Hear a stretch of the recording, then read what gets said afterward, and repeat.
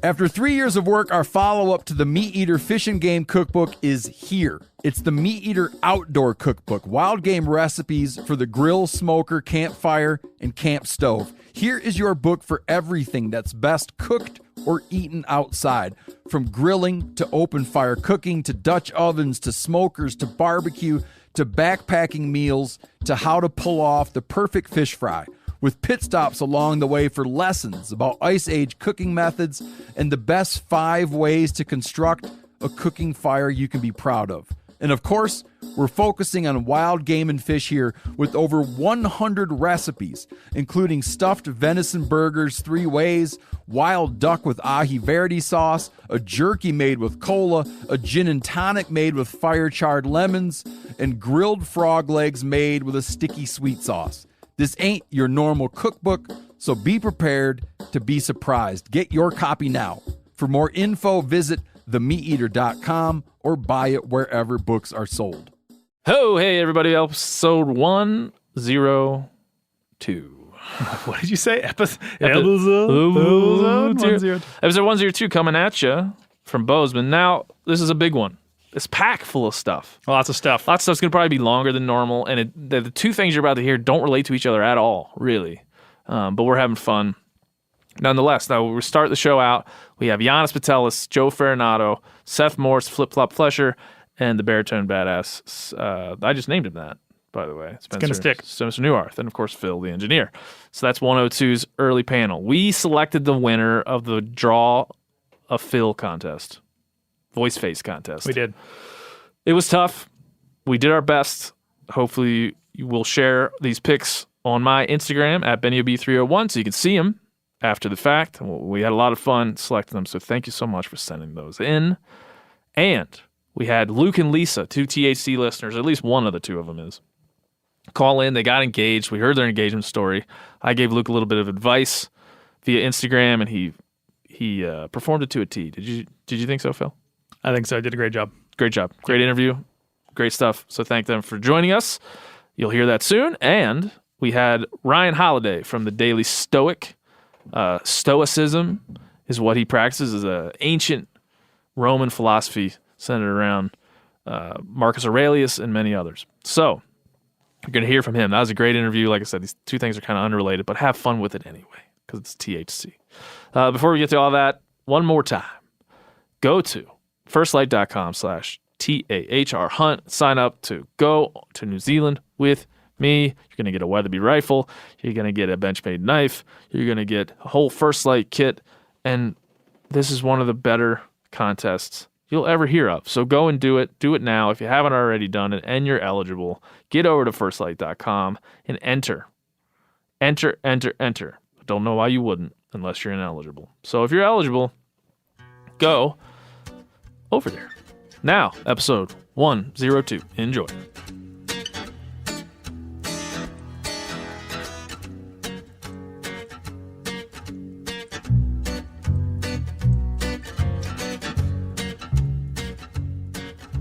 Hey, everybody. Welcome to episode 102. Yeah. I get that right? Yep. 102. This is a big time operation right now. We're trying to juggle a lot of things, right, Yanni? Like we got people on the phone. We got how many people in the room? We got 6 people in the room. This is going to be tough for Phil to put together, right? No, I'm a pro. You're a pro? Confident. All right. Well, let's go around the table real quick just because there's so many people. To my left, the Baritone Badass. Spencer Newarth, senior hunting editor at Meat Eater. Nice. Did you ever smoke cigarettes, Spencer? I could probably count the amount of cigarettes I've smoked on 2 hands total. That's it. So 10. Yeah, like if someone those offered, 10 or didn't, less. those 10 didn't do that to your voice. No. No, you smoke cigars. One thing about Spencer you'll like to know, not only is he a senior editor, he is a hot tub guy. He loves every morning he goes in a hot tub. Big time hot tub guy. He's also a cat guy. That's Seth. Got it. All right, Seth, you're here. Yep. Seth Morse. Stand in for Cal. You'll find Stand out in for why Cal. later. You just needed to be here to bring that mustache flavor. Yep. Thank you. The room needed a mustache, so Thank you. here I am. And then the Eagle is here. Yep, Janice Putalis. Thank you, Janice. Joe Ferranato. Joe Ferranato, community coordinator. No, you're the Jamie. Oh, yeah, I'm the Jamie now. The Jamie. Now. The Jamie. So Jamie. Meteor CrossFit like it. expert, too. Yeah, and Yep. he CrossFits. I do. You gotta know that. And Phil, the engineer behind the board. What's up? And on the phone, Luke and Lisa are on the phone. Say hi, guys. Hi. If you're still there, if Phil didn't mess something up. They're still there. Okay, great. I'd like to hang up because Luke seems like he's got an attitude, or he's got something against me. I love Phil. Ah, thanks, man. Never mind. He sounds great. He loves you. He loves you. Okay, so I Luke. even went back and looked at his Instagram page today so I could figure out some more stuff about him. Oh, he coming prepared. There's not a whole lot Okay. there, so. Coming prepared. I Yeah. like it. Now, Luke and Lisa are here for a special reason. You guys got engaged. Is that right? Oh, I got that right. That is correct. That's right. And when was this? That was back in September. All the way back in 29. September. And when is the wedding? Do you have the guys set a Yeah. date to the wedding? I know that's a big deal. November Ooh, of November. this year. Now, listen, Luke. Yeah, you're That sounds big like the mistake. whitetail rut. Luke. I know. Luke. What's going on, man? Look, what? It's a give and take relationship. Good There we answer. go. Good Already answer. off to a good start. Good answer. What are you getting out of it, Luke? Yeah, what are you getting? Because that's during the the whitetail. Actually, last night we just signed the papers on our new house, so I get to move out Nice. of my shanty and into a pretty nice house. Congratulations. Well, one mistake begets another. Houses are a tough thing to take care of, and you can't get married or apparently have kids in November or September, or October in the hunting space. Is that right, guys? Does anybody Absolutely. else? have- Yeah, I agree with Yeah, that. everybody here like recoiled when she said November. Yeah, it was a Yeah. shock. Like, We're like, how? oh, Luke, no! Why? All right. Well, Luke, go ahead and give me the full rundown, as much as you want to give us, of your relationship with Lisa. Lisa, please make sure he's correct. Correct him if you need to. Where you guys met? Like you want us to go all the way back to like first date or how Yeah. we met or what? Let's go how you how far met. back? Let's go how you met first, and then let's speed forward to the proposal. But how you met? Well, we met actually on Bumble. We matched, and the only reason we actually matched was because I happened to be at my parents' house, and she happened to be in Lincoln, Nebraska. So our radiuses were small enough that we happened to pop up. And I was so tired of like the dating things or whatever. I think the second thing I did was ask her for her phone number, and she gave it to me. And then a couple days later, when I got back up on the app, she wasn't there anymore. But I remembered that I still had her phone number, so I texted her and just kind of started from there. And love. When did love blossom? Right away at first sight, or did it come later on? Actually, I could probably tell you that I knew that she was the one when we were chopping up a huge tree branch in my backyard that had fallen on my roof and knocked my chimney over and totaled her car, basically. And so we were out chopping it up, and I missed the tree branch and smoked my shin with an axe. And instead of freaking out or anything, she laughed at me and went inside and got some stuff to patch me up. And I don't know. I figured after that, she'd probably handle most of what I can throw at her. During the suturing process, love was born. Yeah, I like it. yeah, Now, pretty much. Lisa, where are we at with you? What are you thinking about this whole thing? Was that correct? Are you on board? That was probably a similar timeline. I think it didn't really hit for me that I actually thought he was the one until a few months later. I was in Europe, and I actually missed him. So, Was that surprising? You're like, I miss this guy. yeah, it was. I'm like, oh, maybe he is the one. Beautiful. And now, how many years ago or months? Was this a quick to marriage, or have you guys been together a while? It'll be 2 years in April Yeah. that we've been together dating. Yeah, that's right. Does anybody else here have any questions? Yanni, you have an inquisitive look. Well, yeah, I'm going to have to rewind, though, way back, because here's a good boomer question for you. Maybe you can just really quickly give me the rundown of how Bumble works and what that is and what that means. Well, Come on, Ben. Bumble is like the Oh, all right. No, what I you like go to for say it, Luke. the classy dating app because the girls have to talk to you first. You can match with them, but it does away with a lot of the creepy guys just blowing up girls' direct messages. And so basically she gets to pick if she wants to talk to you or not. And so it's kind of like Tinder, but classy. Classy. If anybody at Bumble is listening, you can use that. It's kind of like Tinder, but classy. Bumble.com. Is there like an essay, like a 200-word essay about yourself there on your profile? Is it just pictures? Like what all do you tell somebody on Bumble when they just match you or find you? You can put a little like summary. You can be as direct or sarcastic as you want to be, and then you just put some pictures. And then you just have to give your location, so that's how you kind of match within a certain radius. Yeah, I missed the dating, the online dating thing. I did too. I missed it. Has anyone here done the app stuff? Oh yeah, I've done it. Yep. Okay. Years ago. Flip Flop is proud. He's like, I did it. I did. I do it again. I did too. My best friend interesting. got married off of Bumble too. Awesome, man. I'm into it. I just met my wife like 10 years ago, and so it wasn't really. It was around, but it wasn't a popular way to do it. I would have done it. I would be into it. Let's not focus too much on Bumble. I made my not a sponsor. I made my wife a mixtape on a cassette when we started dating. Okay. There was no internet. I'm kidding. What was on that mixtape? I'm sorry, Luke. At least we got to learn this about Yanni. Please the hang only with song us. I know that I can tell you for sure, Blue Sky, Allman Brothers. I know that was on there. Man. Yeah. No, I sent there's a lot of messaging. I don't know that Allman Brothers really gets the mood going, but You're my blue sky. You're my sunny day. Come on. that's true. That's true. Nobody else here, Phil. You probably didn't. You were before. You're like me. Met your lady before. I met my wife 9 years ago, so Yeah, and I that's didn't do right. any of it in college. No. Nope. No. All right. All right. Well, let's fast forward to the proposal. Now, Luke, you're thinking about how long you've been thinking about this. How'd you get the ring? Give us the run up to the proposal. Let's see. I was probably the end of that summer, so that would have been like the July or August before I proposed is when I was ready. But I, of course, had no money to buy an engagement ring, so I had to wait until I could afford it. And then what I did was I went down to our jewelry store, and I just had her kind of tell me what she liked. And mostly, actually, I had her tell me what she didn't like. And so then I went and worked with the jeweler, and I picked out the wedding band, and then we looked at a whole bunch of diamonds underneath the microscope and everything. And so I got that built.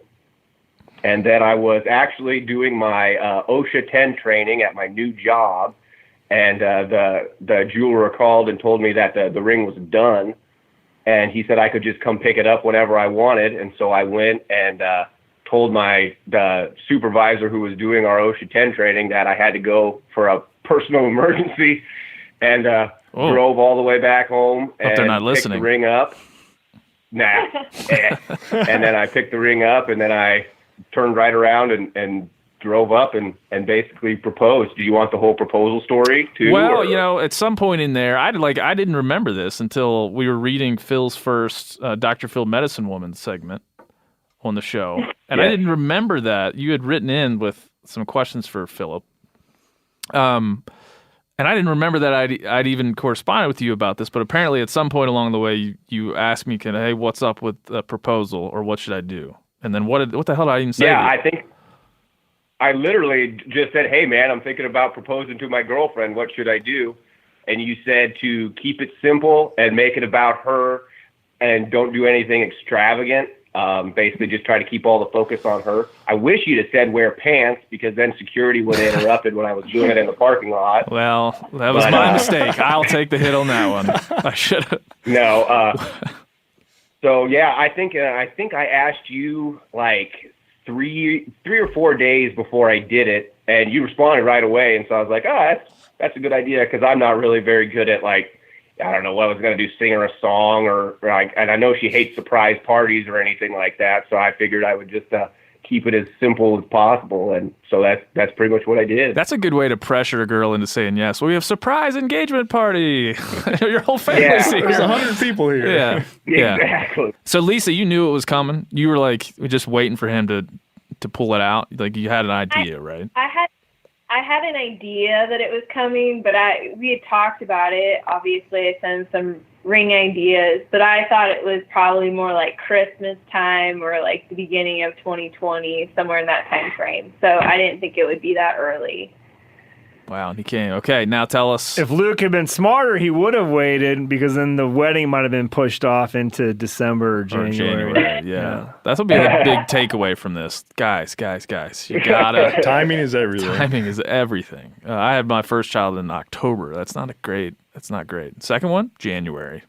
Perfect. Figured it out. You learned. All right, Luke, give us the rundown of how it went down. Just give us all the emotions. Well, after I picked the ring up, I want to say it was probably like 1 in the afternoon, and I probably took about 3 hours to make an hour and a half drive because that ring was the third most expensive thing I've ever bought in my life, besides my house and my truck. So I was freaking out, and plus there's all those stories about like people getting in a car accident or something horrible happening to somebody right on their way to get engaged. So I was fairly paranoid about that. Where have you been reading those? But then all I did They're out there, but yeah, I was pretty terrified, and so I just basically parked by her car in their work parking lot, and then I texted her when I got there and said, "Hey, what did I think I said? I called her and said, "Hey, why don't you come down to your car?" Or yeah, and so she's like, "Oh, okay. I think you thought I was going to take you out to dinner or something like that." Yeah. And then she texted me that she was on her way, and she was taking like way too long, like an abnormally long amount to just walk down one flight of stairs and get out to the parking lot. So I think I probably texted her 2 or 3 times while she was on her way. And she got to the parking lot, and I was waiting outside my truck, and she kind of was walking up and smiling, wondering what I was doing, and that's when I reached in my pocket and pulled the ring out. And as I was getting down on one knee, fumbling around with the ring box, she took off running back towards her car and told me to shut the fuck up. And as they do. And then after she kind of got over whatever the hell that was, she came oh man, Luke. and then she came and said yes, and I gave her the ring, and then we had to go, and we went to a middle school C team girls volleyball game. Romantic. So we celebrated right after we got engaged, and that's basically where we told her family, and I was on the phone with my family pretty much right after that, and that's kind of the day we got engaged, pretty much. That's awesome. Now, Lisa, where do you have the shut the fuck up moment? What? Explain that to us. I just I think I was just so surprised. I mean, really caught off guard. Like I had to take a moment to let it soak in that he's actually doing this. This is happening. He did it. Well, that's awesome. Congratulations from everybody's round of applause probably is in order. Well done. You guys you're still confident we're going to make it to November. We're good. Healthy relationship. Oh yeah. Lisa? So far, so good. So far, so good. Well, listen, thanks for the story. That's awesome. We're gonna let you guys go, but we're all gonna tell our own stories of how my wife ran away from me the first time I tried to kiss her, Luke. So don't worry. I mean, she ran down a pier, like a long pier, and I had to watch that whole. She had to run like 100 yards down this pier. And I was just at the end of it, thinking the whole time, like, what? I hope she doesn't trip. Did she run to the end where you have to jump off, or the end that goes to land? No, the end that goes to land. I was thinking about jumping off. I'm like, I thought I had this. She described it as I was trying to like lick her face. I thought I was going in for like just a nice peck on the cheek. She described it as maybe like coming in, making noises. I was a little drunk. It's fine. It's all fine. But she ran away. And so I felt a connection with you, Luke, when you said that she ran away. I thought, oh, well, that happens to everybody, right, Phil? Yeah. I just figured that's how you know it's like a true love story. It's a true love story. That's what they do in all the movies, right? When they propose, the girl always runs away and tells the guy to shut the fuck up. So I figured that it would just be perfect. Yep. You've Got Mail. I think that's what happens between Meg Ryan and Tom Hanks, right? Yeah. Everything. Yeah. Joe's telling me, do the like research. A scene from the Notebook. Listen, Lisa and Luke, I talked to our friends at First Light, and I was like, man, these two kids are getting married.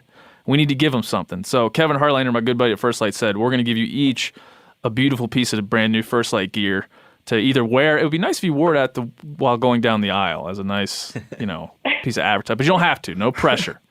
So we're going to hook up with the after show. We're going to get you a beautiful piece of new First Light gear. We'll let you kind of pick what you want and go from there as a nice wedding gift from us here at THC. So congratulations. Oh, well, thank you so much, man. That's awesome. Thank you. No problem. We will. We appreciate you taking the time. We're going to hang up and then tell lots of crazy stories about our own engagements. So thanks, guys. All right, thank you. Thank you. See ya. All right, that was beautiful. That was cute. That was great. Yeah, Beautiful. That's great. Although I've never heard of these stories of everybody dying and getting injured on the way over to the Like you guys engagement. know, everybody knows. That's a common thing that people know about. Where you just go and propose and your plane crashes. Shit. And he drove half your the truck. speed. He was so worried about a deer jumping in front of him. Yeah, but like, dude, people can die at 30 miles an hour. He's looking for snipers trying to pick him off on the way over. Yeah. Oncoming traffic. Yeah. Well, I had mine was very romantic. I gathered my wife's entire family. I was already back in Maryland at the time we were living in Illinois. So I flew back early, made an excuse, flew back early, gathered my wife's entire family, my entire family, and waited for her at the airport. She was flying in a couple days later.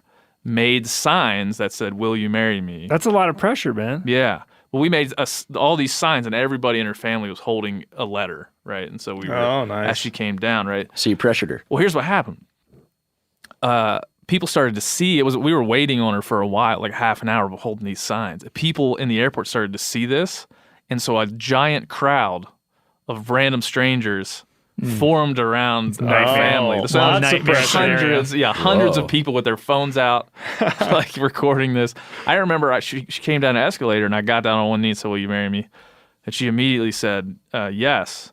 And then I looked to my right, and there's a random dude I've never seen before, like walking up to us, filming in our faces, like, "Yeah, that's awesome." So I believe it made the news the next day, but there was like a bunch of strangers giving us a round of applause. And then we got into a limo and we went to a dinner that I had planned. So Oh, nice. That's good. in your faces, guys. Yeah, that's impressive. It was good. It was, and she said that was the best moment of our relationship. So I like to downhill. Downhill ever since. Seth, you're the only one that hasn't done this. Yes. Living in sin, huh? Living in sin You every have day. a beautiful girlfriend, Yes. Kelsey. Yep. She'll probably listen to this. Would you ever want to say anything to She's her? pretty Maybe, smart too, Ben. Yeah, maybe propose now. Not yet. Not yet. Not yet. Any reason? Just making sure it's the right one. That's She's fine. the right one. That's fine. She'll listen to this. That's fine. Yanni, we got to hear about yours. I don't have one because my wife proposed to me. Should have Yes. known. Should have known. That is great. That is Yeah. fantastic. I guess I was dragging my heels so long, which it wasn't that long because we hadn't even been together for 2 years. And we actually went to Belize, and she had it's just like a Latvian internet ring, basically, is the easiest way to describe it. She had it made. Had gotten some ideas from some family and whatnot, but it didn't arrive in time. And so our roommates at the time thought, well, we'll just ship it down to Belize because we were going to be down there for like a month or hanging out. Are you wearing this ring right now? No, I'm not. Okay. No, fuck it. Engagement. I wear my wedding band now. So it got stuck in customs in Belize. And so she never got it until we were on our way out of Belize City, and we had to go into this like crazy like Belize City warehouse of Belizean customs and go and get this box. And I'm like, and she wouldn't tell me what was going on. Finally, she broke down in tears and was like, "There's this ring that I made for you, and I was supposed to da da da da da." And of course, I said yes. Wow, did you expect it to come? Is it like, We'd been talking about it. We knew we were going to get married. But it was interesting because then I got home and I had to call our dad and be like, "So, hey, usually I can make this call first, but your crazy ass daughter." And, he gave us his blessing anyways. that's awesome. It's like the Bumble version of getting engaged. Yeah, it's like that. Yeah, Bumble, traveling to Belize. Yanni's an onion. You just peel back those layers. It's always something. It's always something to make you cry underneath. Joe, What's yours? You're recently engaged. Yeah, 2 years ago. Well, almost 2 years ago. Oh, yeah. It'll be 2 years in August, I guess. But we pushed it out so many times to avoid the whole getting married in November. Yeah, I was thing. surprised that Luke So, like, let that go down. We changed the date so many times, and Calvin was always like, "Can we just do it in like September to November?" I'm like, "No, sorry, off limits."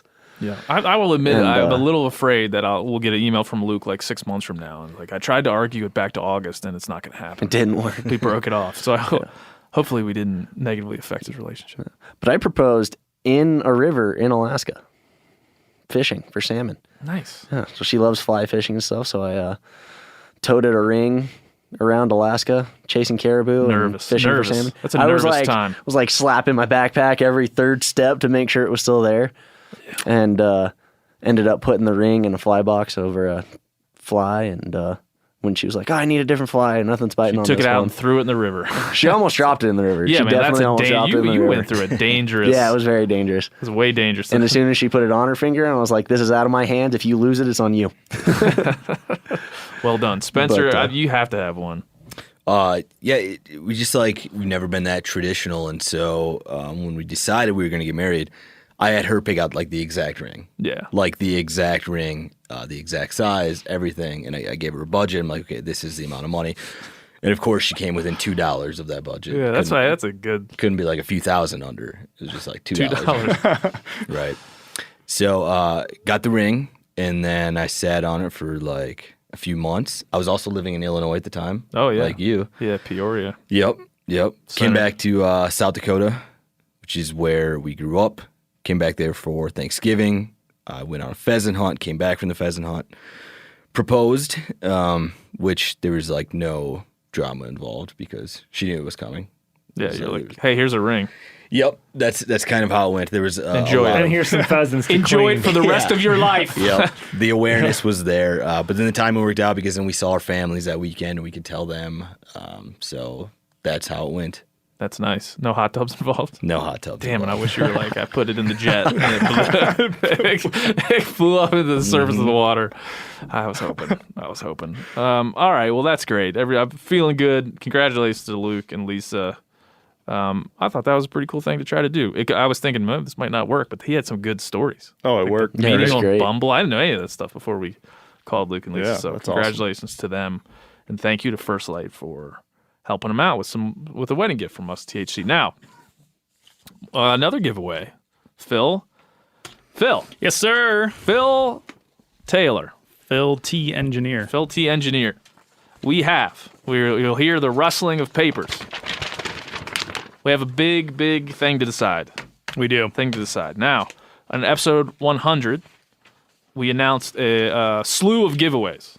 Too many giveaways, it turned out, for a lot of reasons. Are you regretting any decisions that I'm not regretting have it led you because to it's this been moment? fun. Okay. But I will say that it's been a lot of work going through all your submissions. We got a couple of hundred, what we'll call Phil's voice face drawings. And these were drawings that were illustrations that were done of Phil's face and likeness based only on hearing the sound of his voice.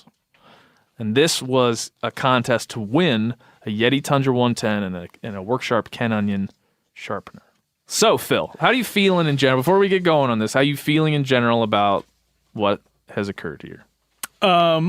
I should be flattered, and I am flattered, but I'm mostly embarrassed. I walked into the office after being out of town for several days, and hanging behind my desk were dozens of these drawings. Yeah, You put them there, I did. as if to surprise Seth helped me. I helped. Yeah. Thank you, Seth. We use tape.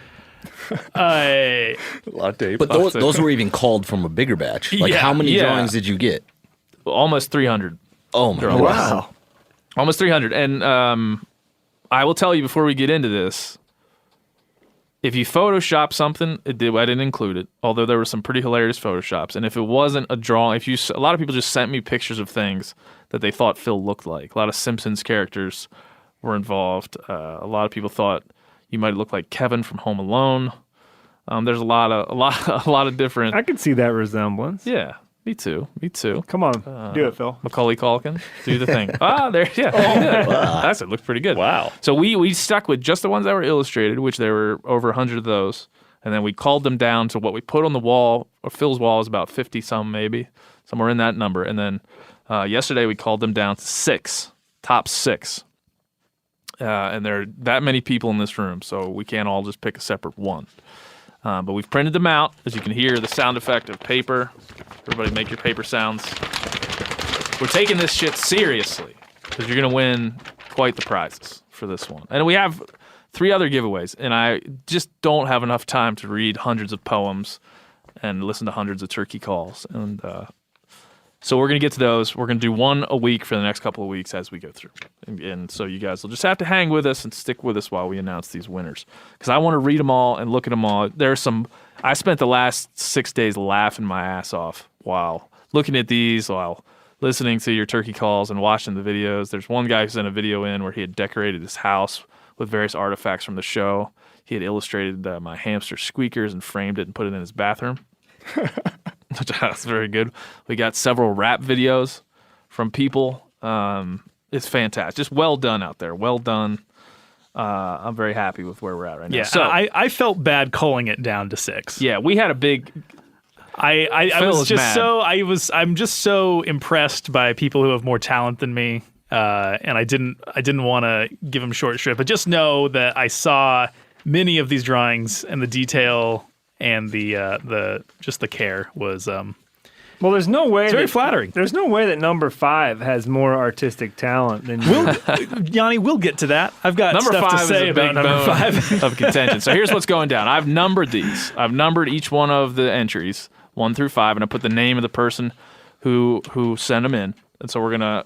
There's no. Unfortunately, this is America. There's no participation trophies. If you didn't win, you didn't win.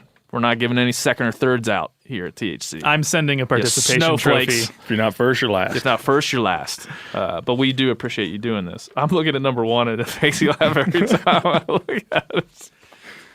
So we're going to go around the table. I'm going to give each person a number, and I'd like you just to describe what you see. Seth, would you start with number 1, please? And tell us who it's from. Ryan Estrip? Estrep. Estrep. E-S-T-R-E-P. I will say, going through all these, it was alarming how many had butt chins. Yeah. A lot of people think Phil has Do you have a butt chin. chin? You don't have a butt chin, do you? Oh, you do. A little bit, yeah. You do. A little bit of one. That's fine. One is actually the one that I picked out of all the ones that I saw. One could be kind of maybe your dad or uncle. Yeah. Kind of looks for like sure. you a little bit. It's a dad bod. So please do your best to describe this So one. this guy's a little bit heavy set. He's got a butt chin. Pretty puffy cheeks. He's got a terrible excuse of a mustache. He's standing there with one hand in his pocket and one hand holding a coffee mug, which I've seen Phil stand just like this before. Yeah, this is what this is Phil- why it gets me. Yeah, this is why I chose it, because I've seen Phil stand exactly like this before. He's got like a polo shirt on. Yeah, he's got with- a polo on. It says Star Wars. Yep. It's a very professional Star Wars tee. His polo is tucked in.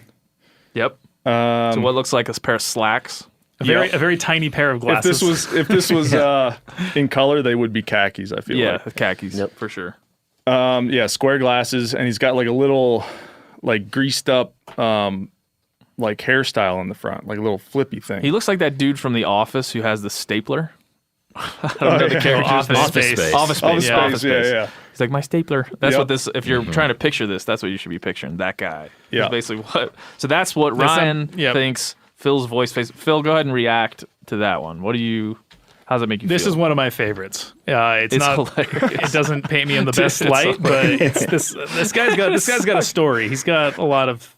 He's looking into the distance. His lips are like somehow just like pursed to like inquisitively. Yeah. He looks like he manages a bad hot tub store. Yeah. Where Spencer Wood. bought his hot tub. Or a used car salesman, or maybe Yeah. he sells Or paper. a PE teacher. Yeah, a PE teacher for sure. He's got a weirdly long torso. Big traps. Ryan's got some skills though. He's like That's good. out of the ones I saw, he's the one that could be a cartoonist. Yes. Yes. Okay. Next one is rich. I'll just go and describe these so we can go quick. 'Cause it's gonna take Okay. just take This one, it really helps. We only have one version that's in color. Spencer's got it. I like the color color version helps. speaks a lot. Yeah. It's like it's part illustration, part Photoshop. Phil looks like it's a young Phil with his mustache. It looks a lot like Phil. He's holding a black cherry White Claw in one hand, a lightsaber in the other, and it appears that he has struck down a turkey with the lightsaber. Yeah. Also, it's Oh, that's a lightsaber. I thought it was a empty bottle of wine. That doesn't say good. Those are two very different things. Doesn't say Well, that. You can strike down a turkey with both. Yeah, you No, I like this one. It's very like You're right. expressionist pastel. You're It's right. like a painting. I like it a lot. Only a lightsaber would produce like the peacock feathers. Though, Yeah, that are- there's like Yep. it's a purple background. There's like peacock, multicolored peacock feathers. There's a There's butterfly, one butterfly. and there's a bunch of fall leaves behind a dead tree, which doesn't make sense because you know That one should be framed and go on the wall. that I goes like in that the one a studio. lot. It's a good one. I'm also holding a White Claw. The only problem with it is that it's not natural lime; it's black cherry. But we'll let it slide. Did we say who did this one? A.B. Rich is what it says. Okay. A.B. Rich. Kevin Ryan did this one. This one is the most well done artistically. This needs to be framed or This put one on a also needs to be T-shirt or a framed. sticker or something. So this is it's a young Phil looking nervous. He's wearing like a Elmer Fudd orange hat. He's got Skimpy McWeak stash. He's Hold on. sweating. Does Phil look old to you now? No, he looks like a young man. Right. You keep saying there's young Young Phil. Phils in these pictures. We're like, okay, normal Phil. okay. Actual Phil. Got it. Thanks, Yanni. Thanks, Yai, for correcting that. He's wearing like a green scarf or something, like an ascot, green ascot. He's got a red flannel shirt on and then a orange hunter safety vest with a natural lime White Claw tucked in the pocket.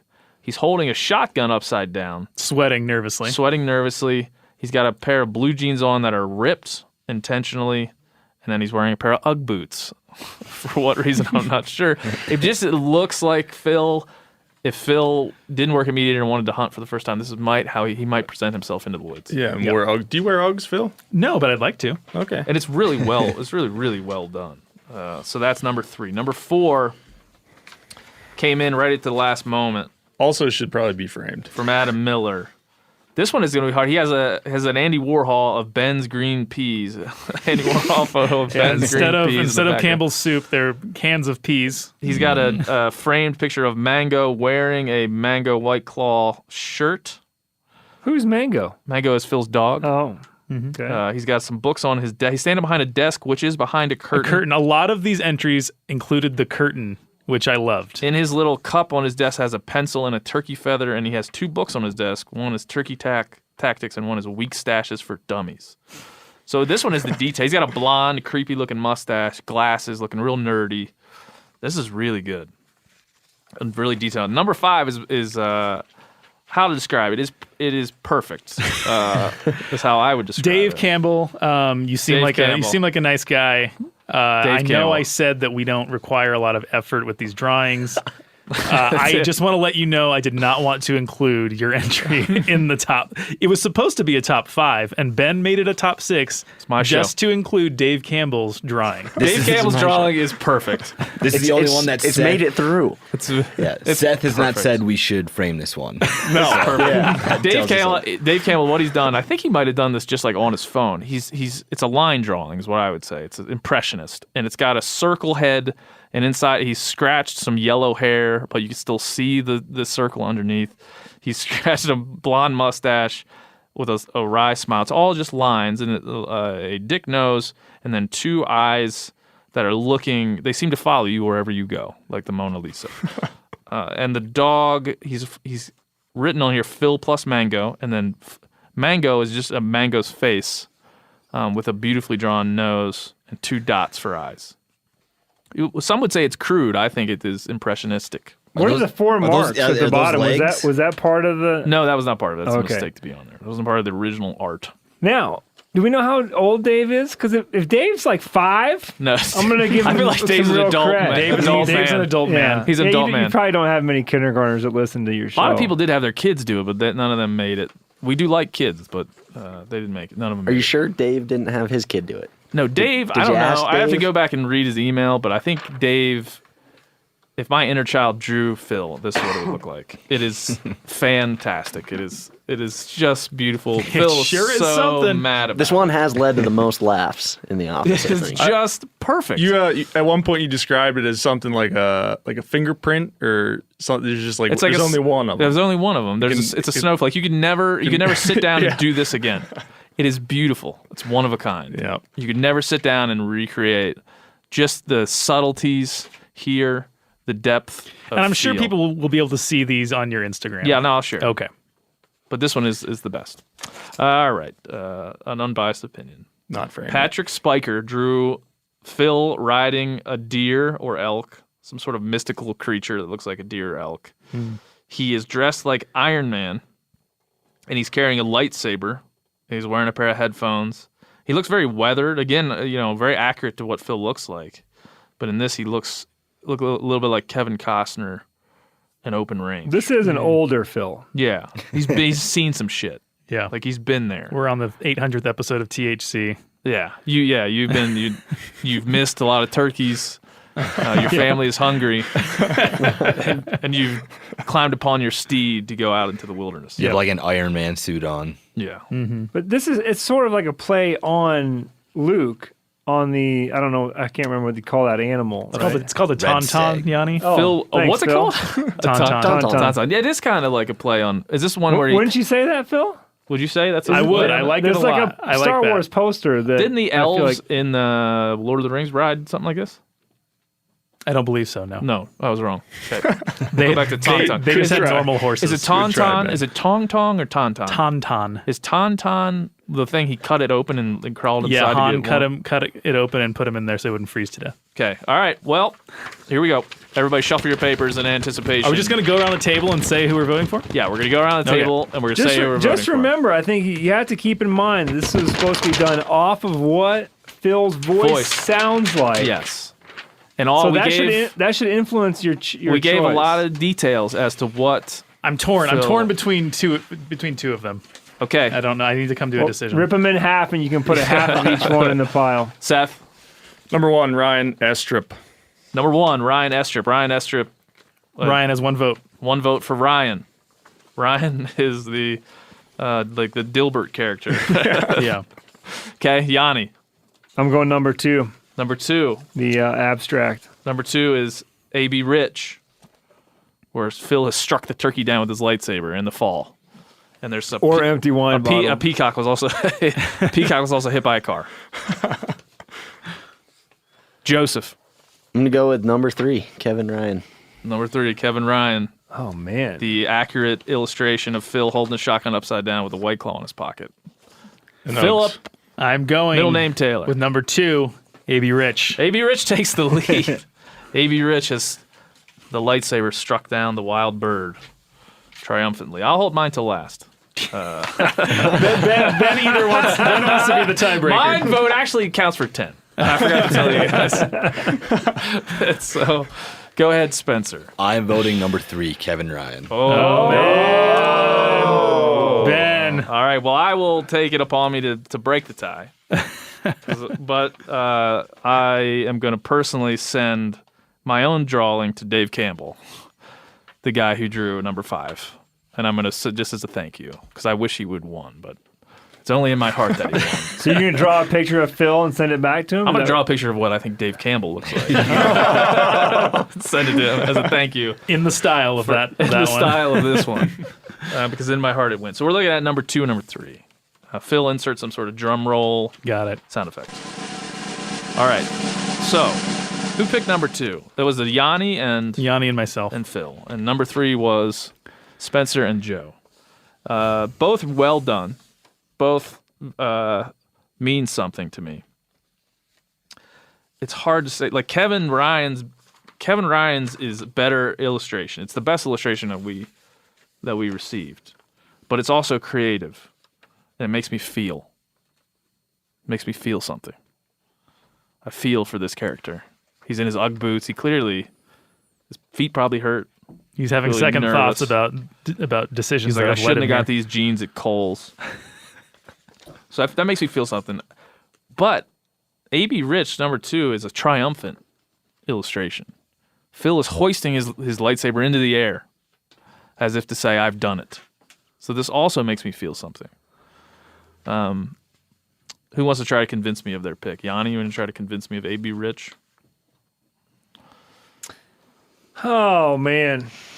What can I say? Just sway you. This is for a Tundra 110 and a workshop. Well, the fact that Phil feels like AB is, a little closer to his own heart, I think that should account for something. That's true. Listen, I love the creative choices in both of them.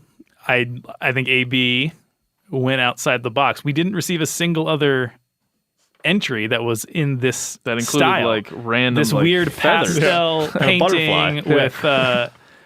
I'm wearing a gnome packing out a unicorn shirt in this. I don't think we mentioned that. So we got some Meat Eater Oh, that's merch true. cross. He did put a Meat Eater crossover merch there. in there. I don't know. I like it. I think it's the most artistically creative.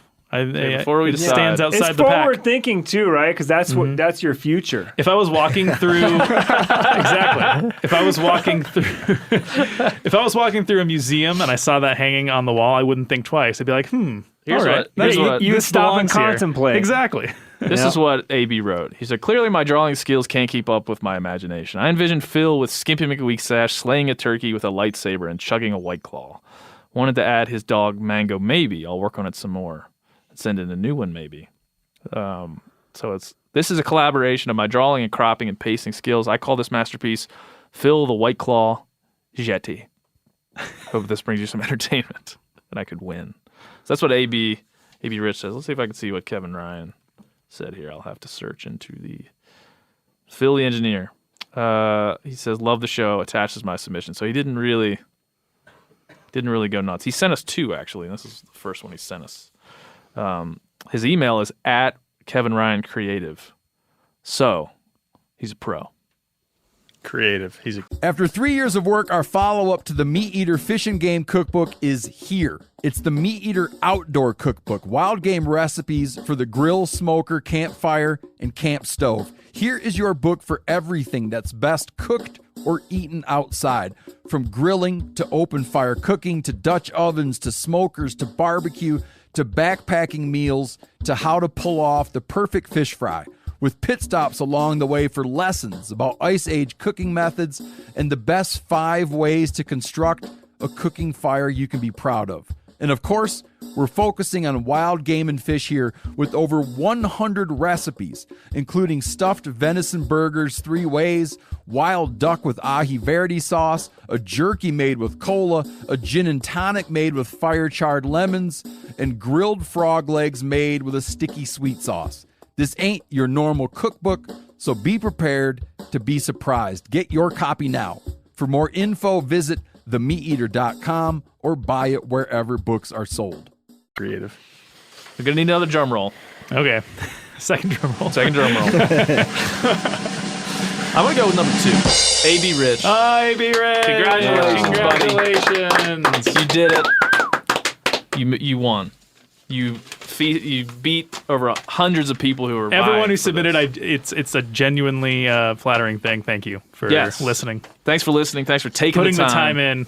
Thanks for taking the time. Now we're going to go to a completely unrelated interview with my new friend Ryan Holiday of the Daily Stoic. And congratulations, A.B. Rich. You're going to get a Tundra 110.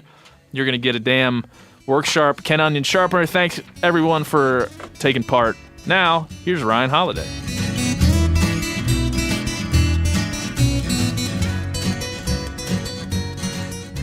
Hey Ryan, how's it going, man? It's going well. Thanks for having me. So we were just talking. You're in beautiful Austin, Texas, or just east of Austin, Texas, right?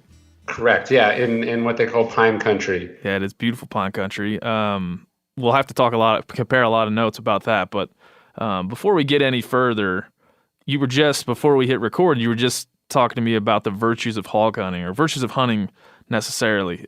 Before we explain kind of all the things that you do and your philosophies and all that stuff, just talk to a little bit about why you go hog hunting there and then what it means to you.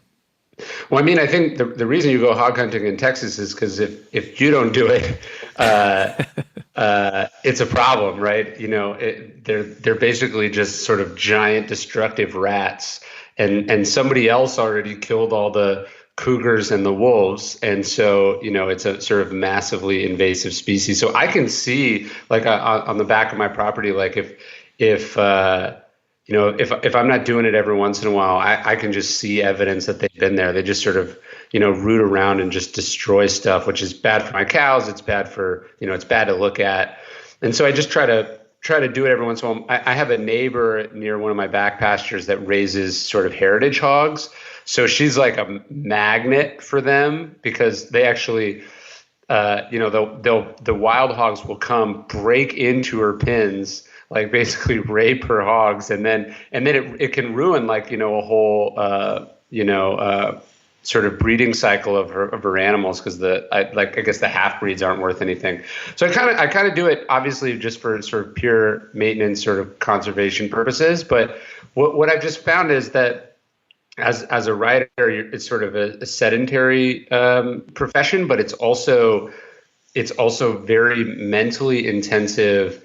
And so, if I was stamp collecting as my hobby, I'd just be thinking about books as I'm collecting stamps, or, building model trains. I'd just be thinking about, hunting is so sort of active, and it forces you to be so present, because you're having to you're carrying a loaded weapon, which is, a bit sobering, but you're having to like be aware and cognizant of so many things that, I could leave my house because I saw something or I decided to go, and 2 or 3 hours could go by, and I'll realize like I haven't thought about anything in the 3 hours except the sort of task at hand. So for me, it's a great hobby that gets me outside and active, but also like sort of forces me to disengage from my work in a really, really important way. Yeah, no, and in the first, we were just also talking about how I came to read some of your stuff. There was a lot of listeners to our show that had sent me an article that you wrote for Human Parts, entitled "Why Every Liberal Millennial Should Go Hunting for a Day." I like the title. As a digital journalist myself, we've danced around some of the similar titling, but more of the context of that. You talk about hog hunting, you talk about what it means, and in there you talk about how serious it is and how it makes you feel.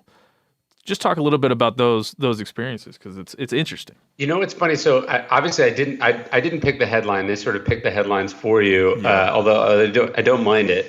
But what was interesting about that piece is, so I decided I wanted to do a piece about hunting, and because my book Stillness was coming out, and I think and we can talk more about this, with a connection between sort of stillness and hunting. And then there's obviously literally still hunting, like in a blind, which is what that piece was about. But we sent that to the New York Times and they passed on it. We sent it to the USA Today and they passed on it. We sent it to the Atlantic, I think, and they passed on it. Pretty much everyone passed on it.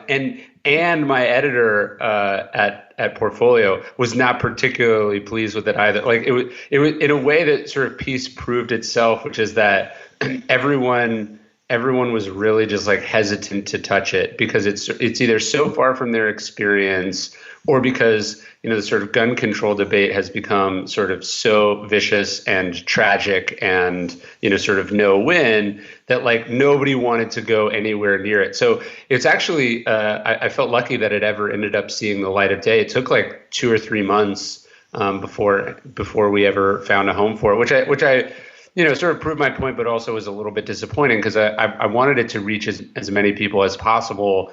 Like my point in the piece was that, like, we live in this sort of culture where we're trying to make everything black and white. Like everything's like amazing, everything's terrible, everyone's a villain or everyone's a hero. And the reality is, like, most issues are gray and complicated. And I think, and they're just like, it's just life, it's like messy and confusing, and there's trade-offs and compromises.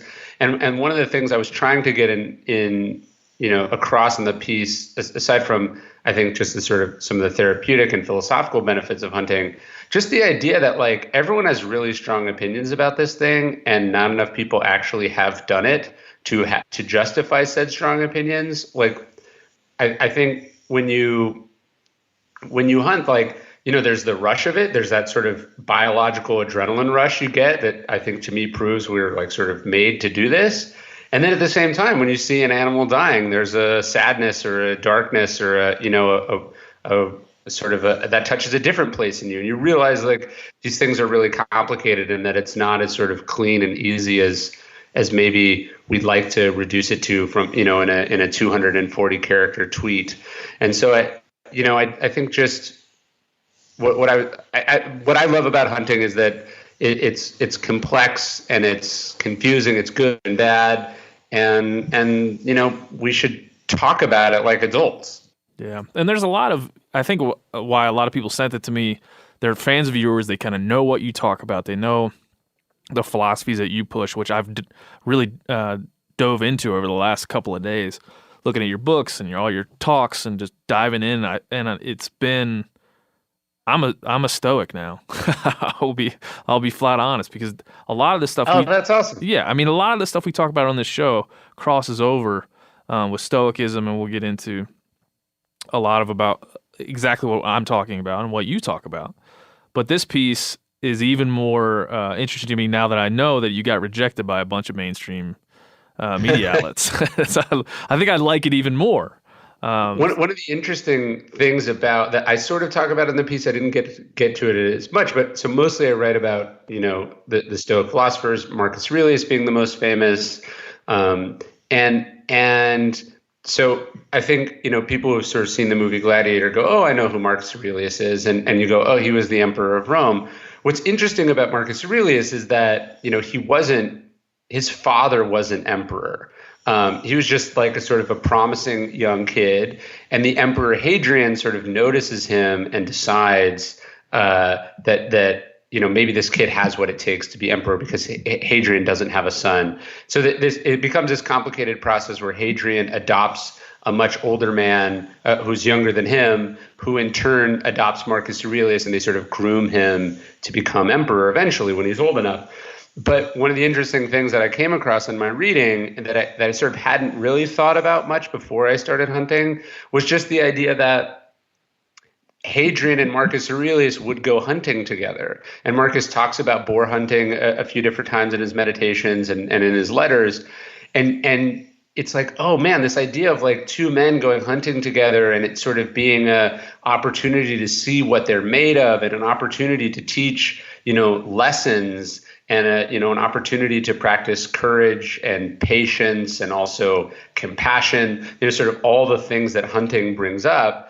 It's like, oh man, that this is actually sort of intimately tied with the philosophy that I write about. I just thought that was so cool and interesting. Yeah, there's so many crossroads about, this type of philosophy or this branch of philosophy, and then all the things we talk about on this show, and I think all hunters kind of understand, but you describe that as bursts of courage in that piece. And I found that's something I was like, wow. Because hunting does it. I think the adjective of like bursts, describing it as you're sitting around, you're waiting. All of a sudden, you're being made to make a decision that's going to affect the life of another thing.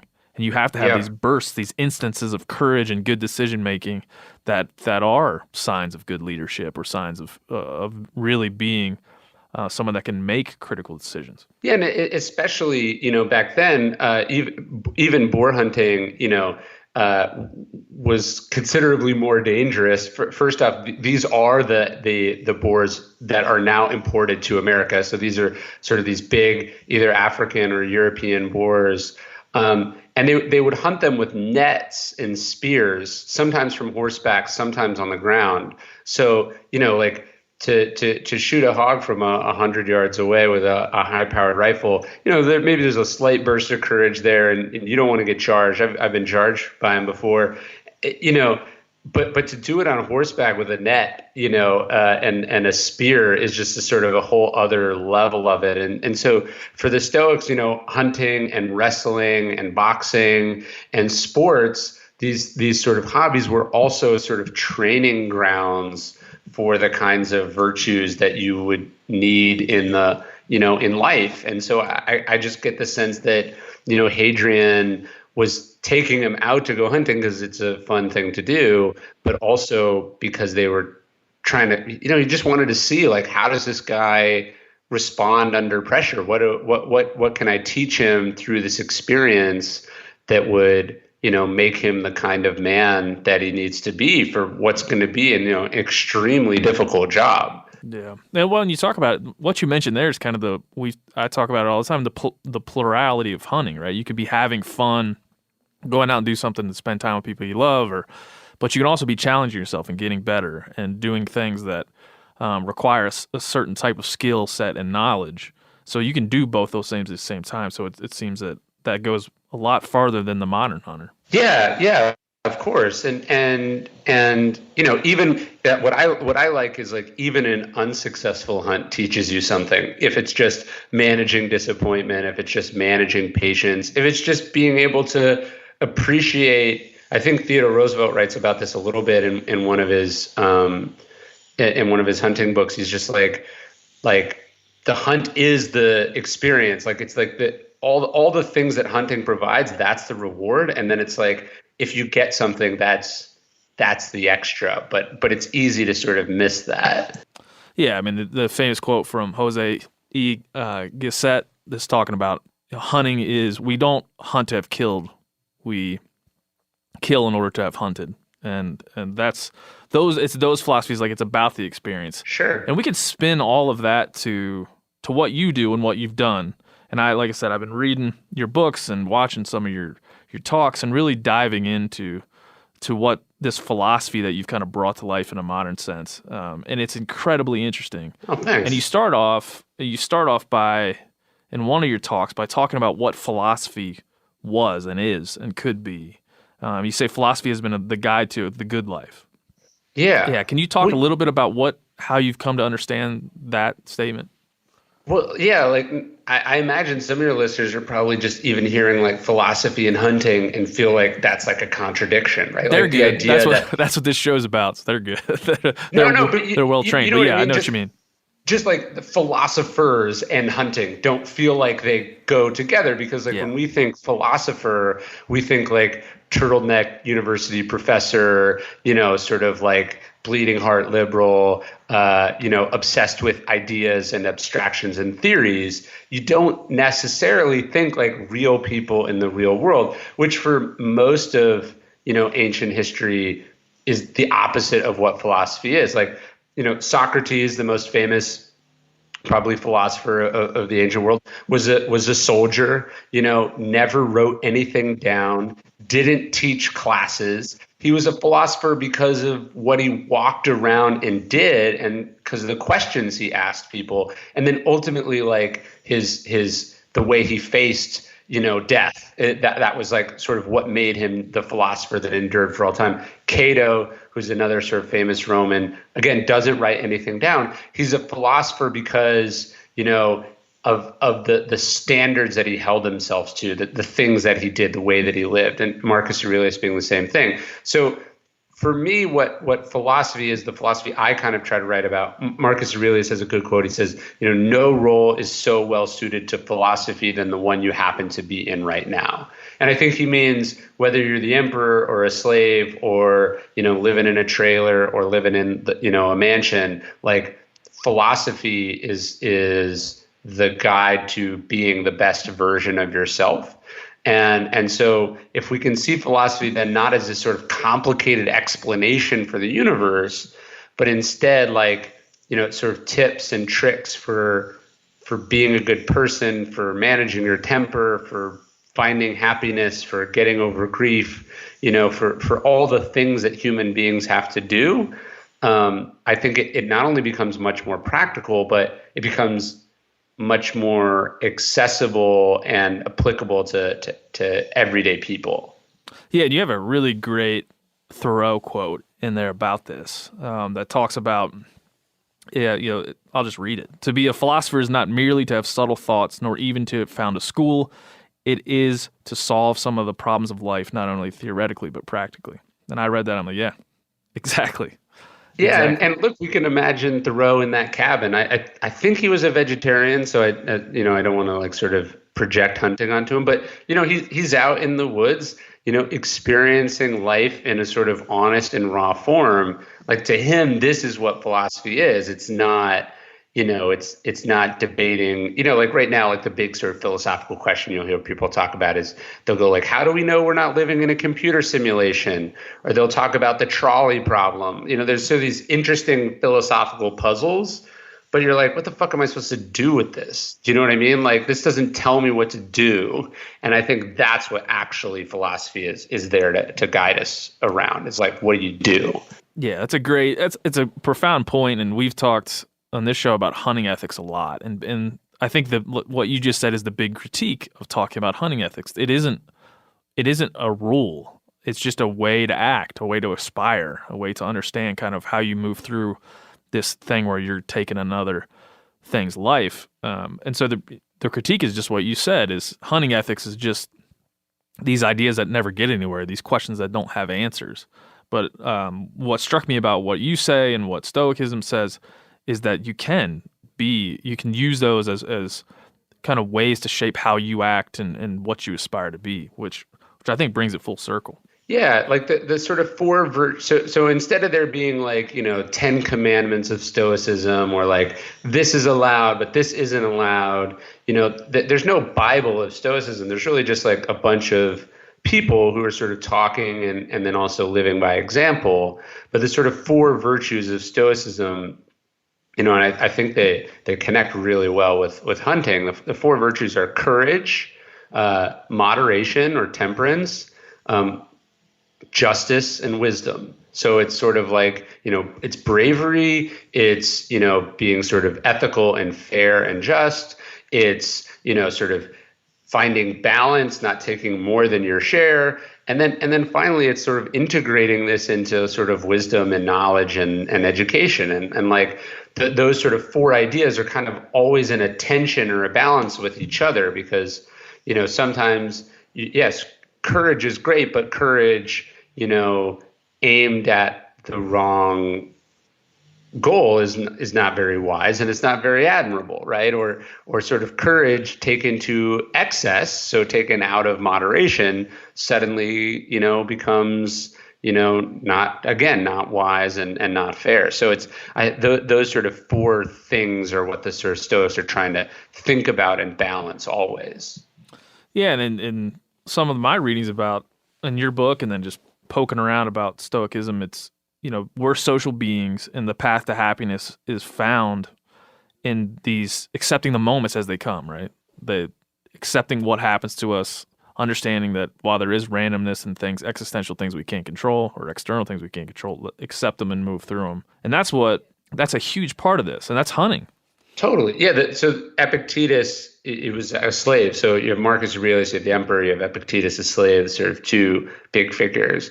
But Epictetus goes like, look, the first thing we have to do in life is like, what's up to us, what's not up to us. And so for the Stoic, it's kind of this idea of like, oh, look, I don't control a lot of what happens, but I do control how I respond. And so the decision to focus on how I respond, that's not really being reactive. I think that's too simple, but it's the idea is like, I'm not going to spend a lot of time wishing things were otherwise. I'm definitely not going to waste any time complaining. I'm just going to focus always on what I can do. Like what's up to me is again, I think just a much better way to go through life. And it's a very practical way to go through life. Yeah, and reading a lot of this, there is a direct connection between Stoicism and viewing the natural world. And we talk about that a lot here, about how hunting and going outside helps us understand the natural world, and we can have a better view of it and a better understanding. We can value it in a real way. And I kept running into that as I'm reading your stuff and thinking about the connections here. Talk about how the natural world kind of connects to Stoicism. Well, so one of my favorite quotes from Seneca, and I think this is sort of a critical part of Stoicism. He says, all the world is a temple of the gods, and so it's seeing sort of nature as this kind of majestic, magical thing that sort of inherently humbles you, I think is really important. So, I think part of what the Stoics are focusing on is sort of not deluding yourself about where you exist inside the universe, that we are very small things. And yet, we are also part of something larger at the same time. So Marcus Aurelius talks a lot about sort of looking up at the stars and sort of imagining yourself as like, sort of part of this giant cosmos, which we are. I think for me, when I go outside, whether it's hunting or the sort of walk I take with my kids every morning, there's just something sort of reassuring and comforting, but also inspiring and humbling all at the same time from, watching a sunrise or watching a sunset or, looking at an old growth forest or whatever it happens to be. It's sort of finding that connection to nature as sort of a critical philosophical exercise. Yeah, that's great. And you just mentioned you take a walk with your kids every morning. Can you tell us a little bit about that, or what's the meaning? So every morning, like this morning, we woke up around 6:30. My wife wakes me up. She hands me both kids, and she basically says, like, "Get out of here." I know how that feels. And then she catches up on sleep. So we spend most of our time out in the country. So we're on this dirt road, and we just go up and down the dirt road. I usually carry one in the sort of baby carrier, and then the others in the stroller, and we walk. We'll do sometimes as many as 3 or 4 miles. I don't take a phone with me. It's just the walk, and it's being outside. This morning we watched some deer. We saw a rabbit. My kids love it. It's fun and exciting, and we watched the sun come up. When we leave the house, it's sort of still a little bit dark, and by the time we come home and are ready for breakfast, it's it's bright and nice out. Although I will tell you, so a couple weeks ago, I was walking down one of the dirt roads sort of near the back of my property, and I could see on my neighbor's property that she had that there was a big thing of hogs back there.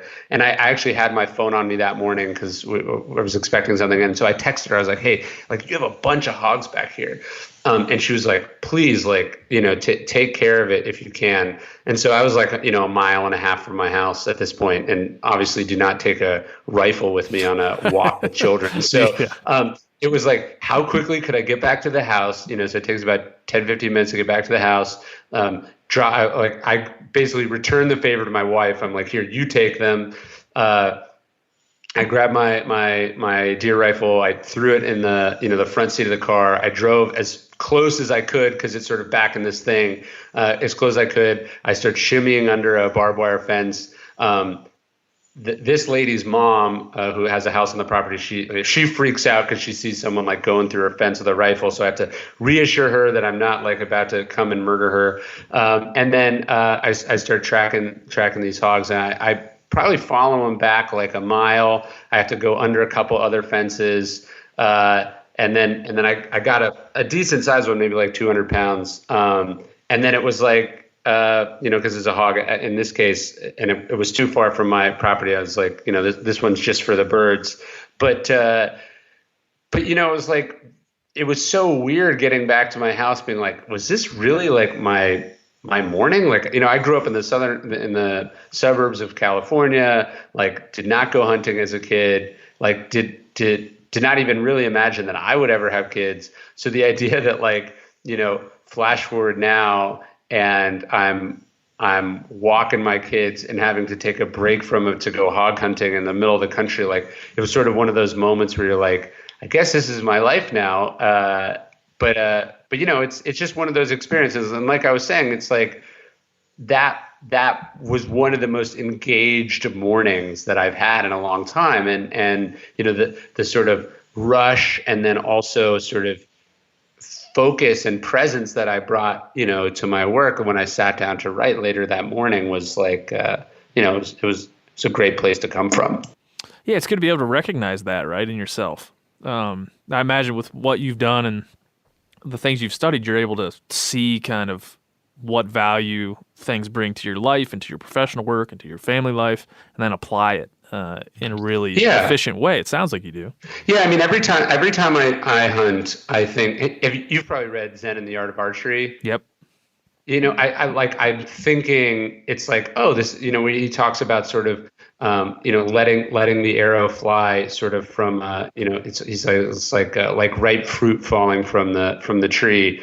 So it's, you read something that's sort of philosophical or abstract, but then you get opportunities to apply it. And so, I think one of the things I've taken from hunting that's been good for me in the rest of my life is going like, okay, so you get that surge of adrenaline, you get that rush, you see it, you can get it, you're a little nervous or shaking even. And the idea that like, okay, this is what my body is doing, but now my mind and my training have to take over, and I have to compensate for this sort of surge, and I have to adjust for it, or I'm not going to be able to do what I need to do here. That, to me, like, that's really one of the sort of core elements of Stoicism. They're like, look, no amount of training takes away the fact that you'll feel cold, or you'll feel tired, or you'll feel scared, or any of the sort of biological or hormonal reactions we have. But your training does put you in a position to not be ruled by those things, to be able to sort of compensate for them, or anticipate for them, or adjust for them. And so every time I go hunting, to me, it's just like, yeah, can I calm myself down here in the moment? Can I not get excited? Because getting excited doesn't, make this hard thing I'm about to do easier. How can I get into a place where there's this idea when you hear that word stoic that it means like has no emotions. That's actually not what Stoicism is about at all. It's really, they say, sort of the domestication of our emotions. It's the control of our emotions in situations where we need that control. That's like what we're trying to work towards as a hunter or as a philosopher. Yeah, that's great. I mean, and there's so many connections. Like I said, the hog hunting connection to Marcus Aurelius is I think a very timely one and connects all these things together. But we should go back and talk about how you discovered this and how it changed your life. And I've heard you tell this story. You were 19 years old. One thing that was really interesting to me was the idea of a Quake book, because I have my own Quake book, and we've talked about that idea without saying that term. So can you take everybody back before you knew much about this and how it was introduced to you? You're 19 years old. Yeah, I was 19, and I was in college. I was writing for the college newspaper, and I got invited to this conference in Los Angeles.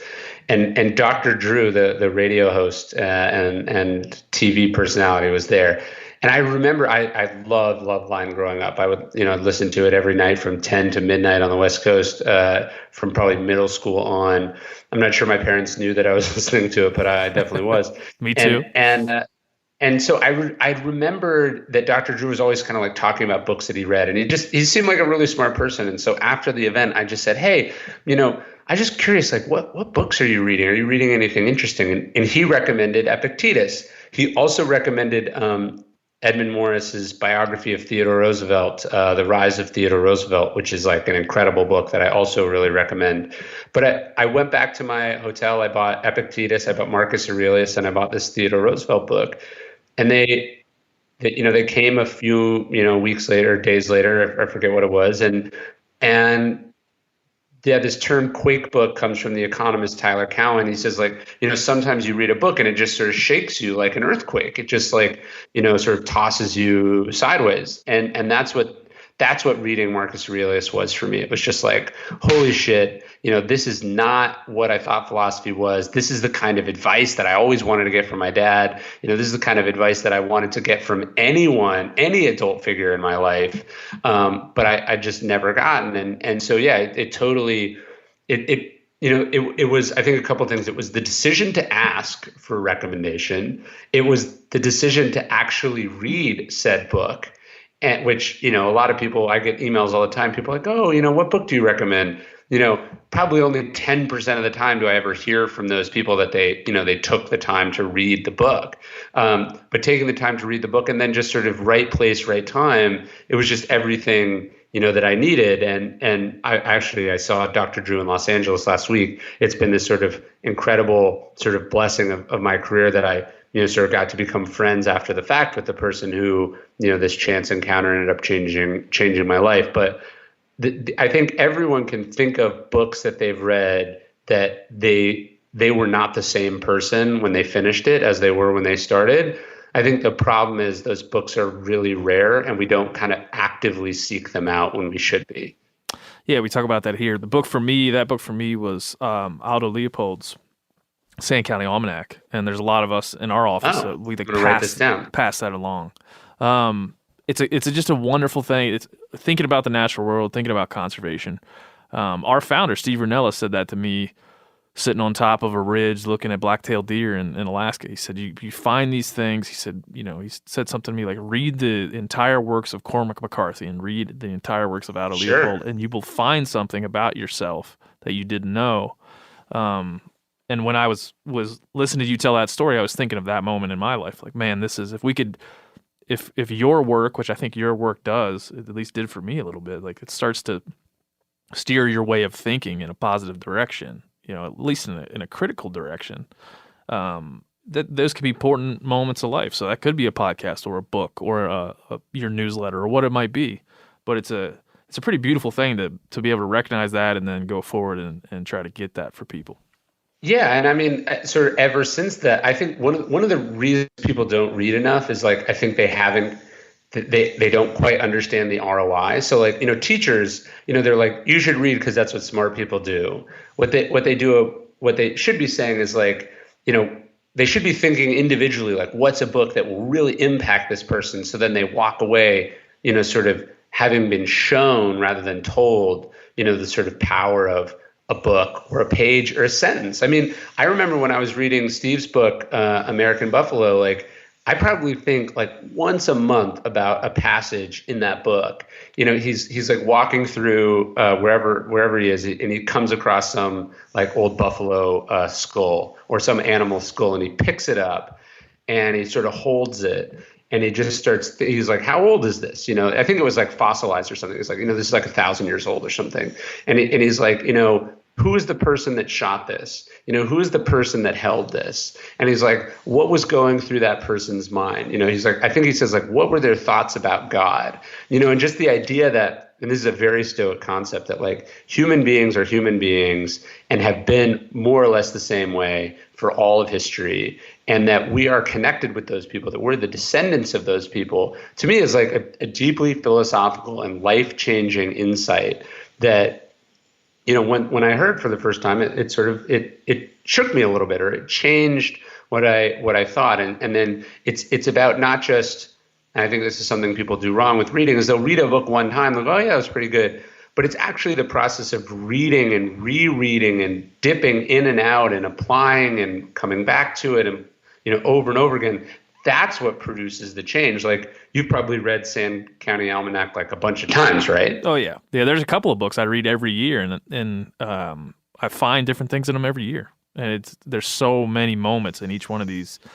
These words that are used to construct these ideas. There's so many moments. If you break them down, they're endless. Yeah, and that's something Marcus Aurelius talks about in Meditations. He goes, and he's quoting Heraclitus, who's a sort of mystic poet, but he goes, no man steps in the same river twice. The idea that like the river is changing and you are changing, and I think that's one of the beautiful things about books is like, I've read Epictetus. I was just this morning working on a passage from Epictetus that, I had someone send to me. I was like, hey, doesn't Epictetus say something about some, whatever? And someone on my team sent it to me and I started digging in on it. And it's like, I read this passage shortly after the conversation that you and I are talking about, so like almost 15 years ago now. And yet here I am still getting something new and different out of a passage I've probably seen 20 times since then, because I'm different and what I'm thinking about this morning or what I need this morning is different. And so, yeah, I think rereading things every year or, randomly flipping through things, I think is really important. To me, it's also why I'm a big sort of believer in a physical library. I just moved offices, so all my books are kind of laid out, and just like, the touching and the being able to go through to random pages or pages that you folded down is like a really important way of interacting and re-interacting with the material, and you never know what you'll get out of that. Yeah, it's funny you talk about Steve's book, American Buffalo, because I had read it multiple times and then hadn't read it in some years. I mean, I work with the guy. We see each other all the time, but he recently went back and did the audiobook, and because he loves it to be his voice. So I went back and listened to that, and he starts talking about civilization as a mechanism for us to avoid some of the ugly aspects of life in that book. And that was a moment where, like, man, when I remember the first couple times I read this, I didn't pick up on this. This wasn't something that was messaged to me through that, but for some reason, listening to the audiobook, maybe I was present in that moment where I wasn't at other times, but it struck me. So I think for all of you guys out there that are reading, we talk about a lot of books here. We got a book club that we're starting right now. That's the thing. This idea of a Quake book, when I ran into it in one of your talks, I wrote that down in huge. I just took a Sharpie and wrote that down on a piece of paper in huge capital letters. It's a great idea and something you can really grab onto. Yeah, and I think that's one of the things the Stoics talk about. They're like, you should linger. He says you should linger on a small number of master thinkers. So that's the other thing is people, and I love reading and I read a lot, but people read probably too many books as opposed to reading the right books the right number of times. And so, yeah, really picking like some sort of life-defining, philosophy-defining sort of text for you and becoming kind of intimately acquainted with them, I think is that to me sort of a better path to wisdom than just like trying to ingest as much trivia as possible. Yeah, and I think what you've done in your life, and after I didn't know it was Dr. Drew, which I think that's a funny kind of turn in your hilarious? Life. I wouldn't have expected that. I watched Love Line when I was around that age, man, and I would never expected that to be the guy that you met that kind of changed things for you. But that's an interesting anecdote. That when you turn, then you drop out of college, and you kind of start on this journey to where you are now. What's that moment when you drop out? You were an apprentice for a guy named Robert Greene. So there's this moment where you kind of take a different path. Like, describe how that started and then what it became. Yeah, the question for me, I basically had a job at a talent agency in Hollywood that I got over the summer between my sophomore and junior years of college. And then also I'd met Robert Greene, who's I think one of the best living writers of our time. He wrote The 48 Laws of Power. I had this job, working with both of them. And it struck me that it was sort of like, if this is what I had when I graduated from college, I would definitely consider college a huge success. And so, the question for me was, am I going to quit both these things to go back to school, which is the choice I was faced with, or am I going to quit school and go do these things? And so for me, it was kind of a choice of like, hey, am I going to study or am I going to do? And where am I going to learn more? Like in the real world, having experiences, or am I going to learn more in a classroom from people who even the teachers haven't had some of these experiences that I was being offered. So, it was terrifying. My parents were not pleased, and, it definitely strained our relationship for quite some time.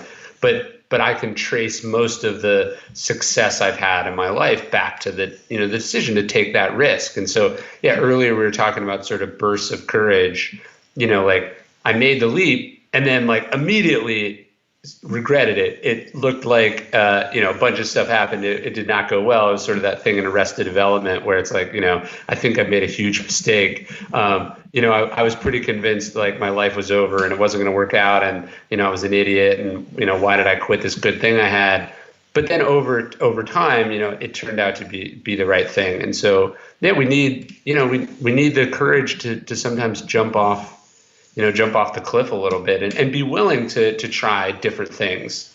I think, at 20 years old, the idea that like you could go back to school and that, losing a year was not a big deal. I didn't have the experience to really understand that. In retrospect, it feels a little bit silly, but yeah, it's definitely one of the better decisions I've made. Yeah, that as a father of two young boys myself, I think about that. Like that, dude, there is no you can't be preordained. You don't have to do this, then this, then this, then this. You can choose your own path. And I think before you even were understanding that you've written 10 books. You've I think taught a lot of people about how to deal with life. before you did all that, you kind of chose your own path and it had a bunch of obstacles that you had to kick through. Is there, before you wrote The Obstacle Is the Way, is there a moment that you think of that you overcame that was important? No, not really. I mean, I feel very blessed not to have, one of those like, hey, for me, the obstacle was cancer. For me, the obstacle was, being born to a single mother in poverty as a minority. Like that's not the obstacles that I've faced in my life. That, very, very, very blessed to be able to say that. I think what I wanted to talk about as far as obstacles, and I think this is this Stoic sort of take on it, is that, every day shit goes wrong, right? Like the Murphy's Law is very real. However we want things to be, whatever it would be better, however better it would be, whatever the logical, easiest, simplest way for things to be, that's not really how things shake out. In fact, life is an unending series of problems that we have to solve. And so when Marcus Aurelius says, the impediment to action advances action, what stands in the way becomes the way. That's sort of the quote that I built The Obstacle Is the Way around. And actually, what's funny, there's a Zen quote also, the obstacle is the path. But it's this idea that the Stoics are saying, like, look, situations are not going to be the way you want them to be or how you plan them to be, but they still, each time that happens, are presenting you with an opportunity to practice excellence. The word arete means excellence, is sort of a moral excellence, but also just excellence, period. How can you practice excellence? That's what I try to do. So whether it's, something that goes wrong in my business, whether it's, my computer eating my manuscript, whether it's getting stuck in traffic, or whether it's, a toddler that doesn't sleep, like, how do you respond to, just the difficulties of life? To me, that's what the book is about. And there's disciplines in Stoicism. You talk about this, Stoicism, you talk about this a lot. And I think it'd be helpful for people to hear you. I know you've probably done this a million times, but hear you go through these three disciplines and kind of what they mean in a tangible form as you move through life and how you use them and how others might use them. Nothing pleases me more than to talk about this stuff. It's because I feel like I'm paying it forward, and then also, like, it's just endlessly fascinating. So I'll give sort of one quote that sort of sums up Stoicism. Marcus Aurelius says, "Objective judgment now at this very moment, that's all you need."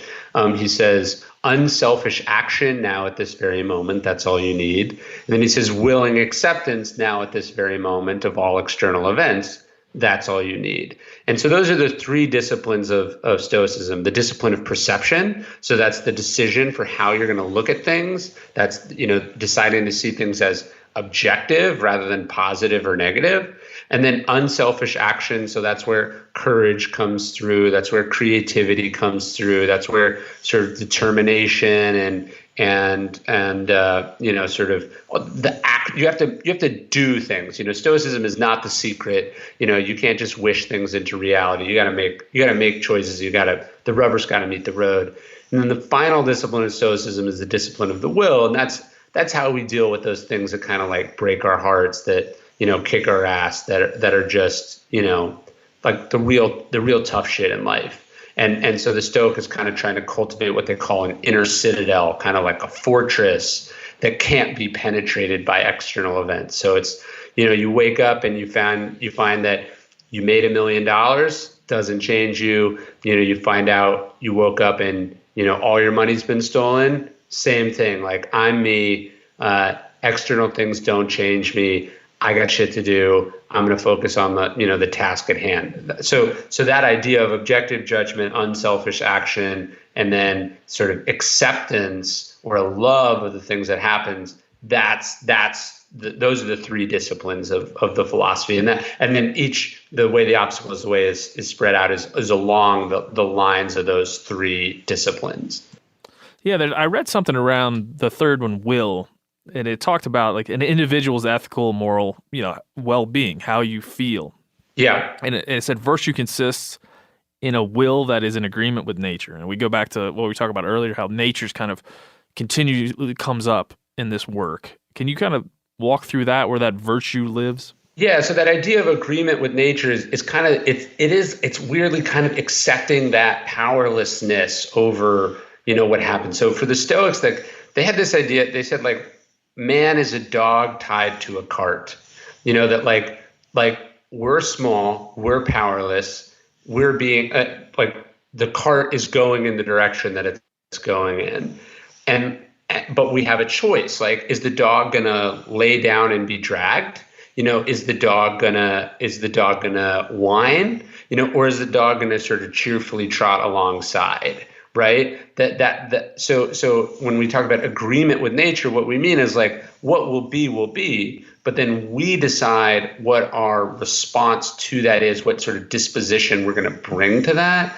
And so I think one of the most powerful Stoic concepts, I actually keep a coin in my pocket that has this Latin phrase on it, amor fati, which means like a love of fate.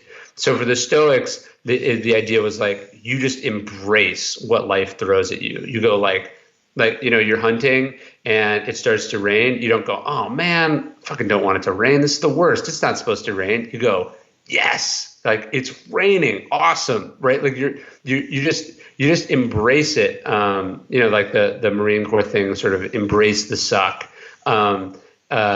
You're just like, look, complaining doesn't make it better, so I'm going to embrace it. That's the reality of what we do.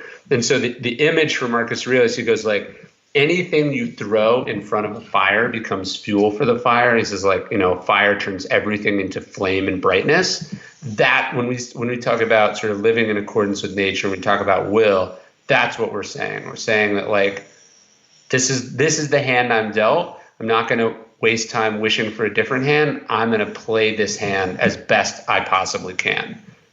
Yeah, and in The Obstacle is the Way, you have a bunch of examples, which I think are important over time to see how successful people have applied this.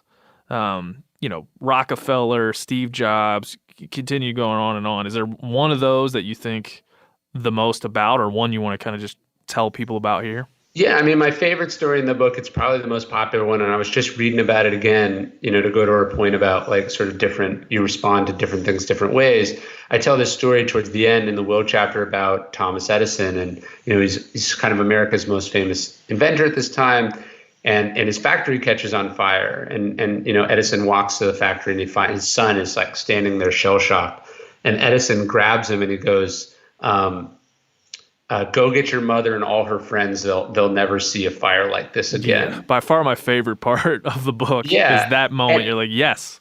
And I was just reading about it. Like, apparently he would, the poem "If," the Rudyard Kipling poem. Do you know that poem by chance? I've not read that one. No. Oh, dude, you are writing it down, dude. You're gonna lose your shit when you read this poem. It's like it's. Even for everyone listening, even if you hate poetry, even if you never read a poem in your life, like this poem is like, first off, it's amazing. It's also like you could just read it to your kids as like a story. It's got so much life lesson in it. But anyways, Edison is like reciting this poem to himself. Someone goes like, Edison, you're ruined, and he says, "Yeah, we sure lost a lot of money tonight, didn't we?" He's like laughing about it. And then he writes a statement to reporters because Edison's deaf, so he has trouble talking. And he says, look, I've been through things like this before. He's like, at the very least, it prevents a man from getting bored. And kind of the third act of Edison's life is like rebuilding from this. He doesn't complain, he doesn't cry, he doesn't blame, he doesn't beat himself up for, only partially insuring the buildings, because none of that makes it any better, right? All he can really do is focus on what he's going to do in response to what's happened. And I think he does, as good as he can. I was just reading, like, apparently Tesla, shortly after, had gone through a similar thing, and there's this scene of like Tesla sort of walking through the ruins of his factory, just like weeping. And I think the contrast of those two responses, it's like, who do you want to be, and which one is going to go on to accomplish more things? It's like the one who can't be destroyed. Yeah, and I think like you think. I've had, I don't want to say a privileged existence, but there's been times where to have the experiences you're talking about, I've had to kind of manufacture it. And the way that I've manufactured is through hunting. I've climbed some of the tallest mountains in Nepal, in New Zealand. These are things that I'm not a physically strong person. I was never really great at sports, but it's like, man, if I'm going to do this, I got to commit to it. And every time it looks like I can't, I'm going to just keep going. And I would say I've had to manufacture those moments because I haven't had divorced parents, or I haven't gotten fired from any jobs, or, found myself on the street or addicted to drugs. I mean, none of that has happened to me. Right. And so hunting's been a great way to manufacture that. Is that something that you think of, like ways to manufacture these challenges? And totally. And so the Stoics, they call it hard winter's training. Like what training are you undergoing? So for the Stoics, it was like, they would practice poverty, or they'd sleep on a hard mattress, or, they'd practice fasting. They were trying to toughen themselves up because they wanted to be prepared for what life could throw at you. I think, look, no one should, ideally, no one should ever have to go through those things you mentioned. No one should have to be born to single parents. No one should be born to, poverty. No one should be born to disabilities. Everyone should be treated equal. It'd be wonderful if life was all sunshine and kittens, but it's not. And so how can we, and nor should we have to seek out darkness, but how can we actively toughen ourselves up for the reality of what life has in store for us? And yeah, I think hunting is a way to do that, to go back to Marcus Aurelius. Also, what I love about the Stoics is just how much they talk about sports. The Stoics practiced pancration, which is sort of an early predecessor of what we now call mixed martial arts. But the idea of sort of wrestling and boxing, there was a Stoic who was a long distance runner.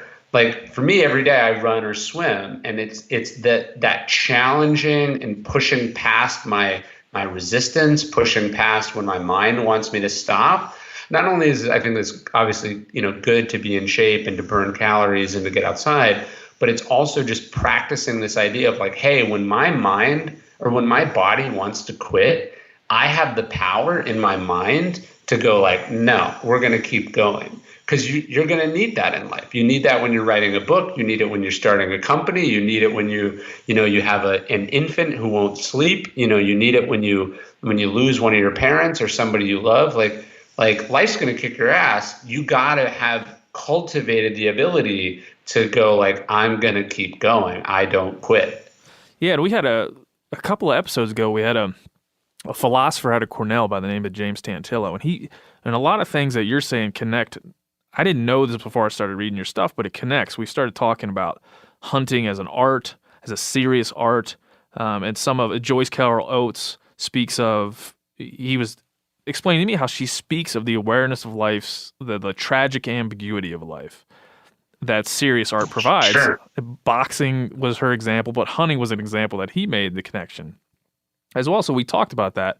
There's tragic knowledge within hunting. There's all these things that you can get if you're looking for them. They're all thrown into this moral, ethical mix that are there for you if you want them. You don't have to take part. You can go out, have a good time with your family, kill an animal, eat it, think about this, don't reflect on it at all. But if you want to, it's there for you. And that's something that Stoicism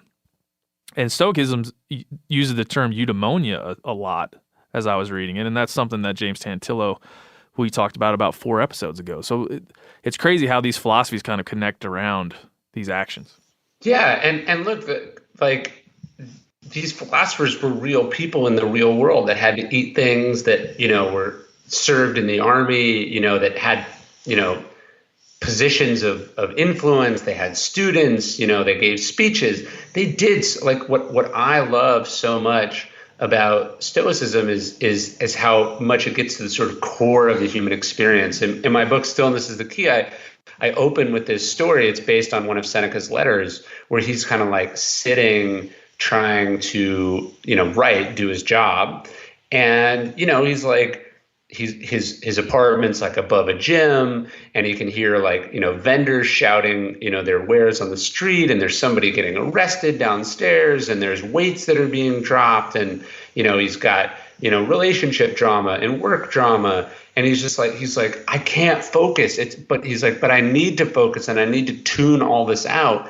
And you go, oh man, for 2,000 years at least, human beings have been trying to focus amidst chaos and dysfunction, and that life is life, right? And that we're all like, the experience that you had hunting is the same experiences that Theodore Roosevelt had 100 years ago, that French kings had 500 years ago, that the Stoics had 2,000 years ago. Like that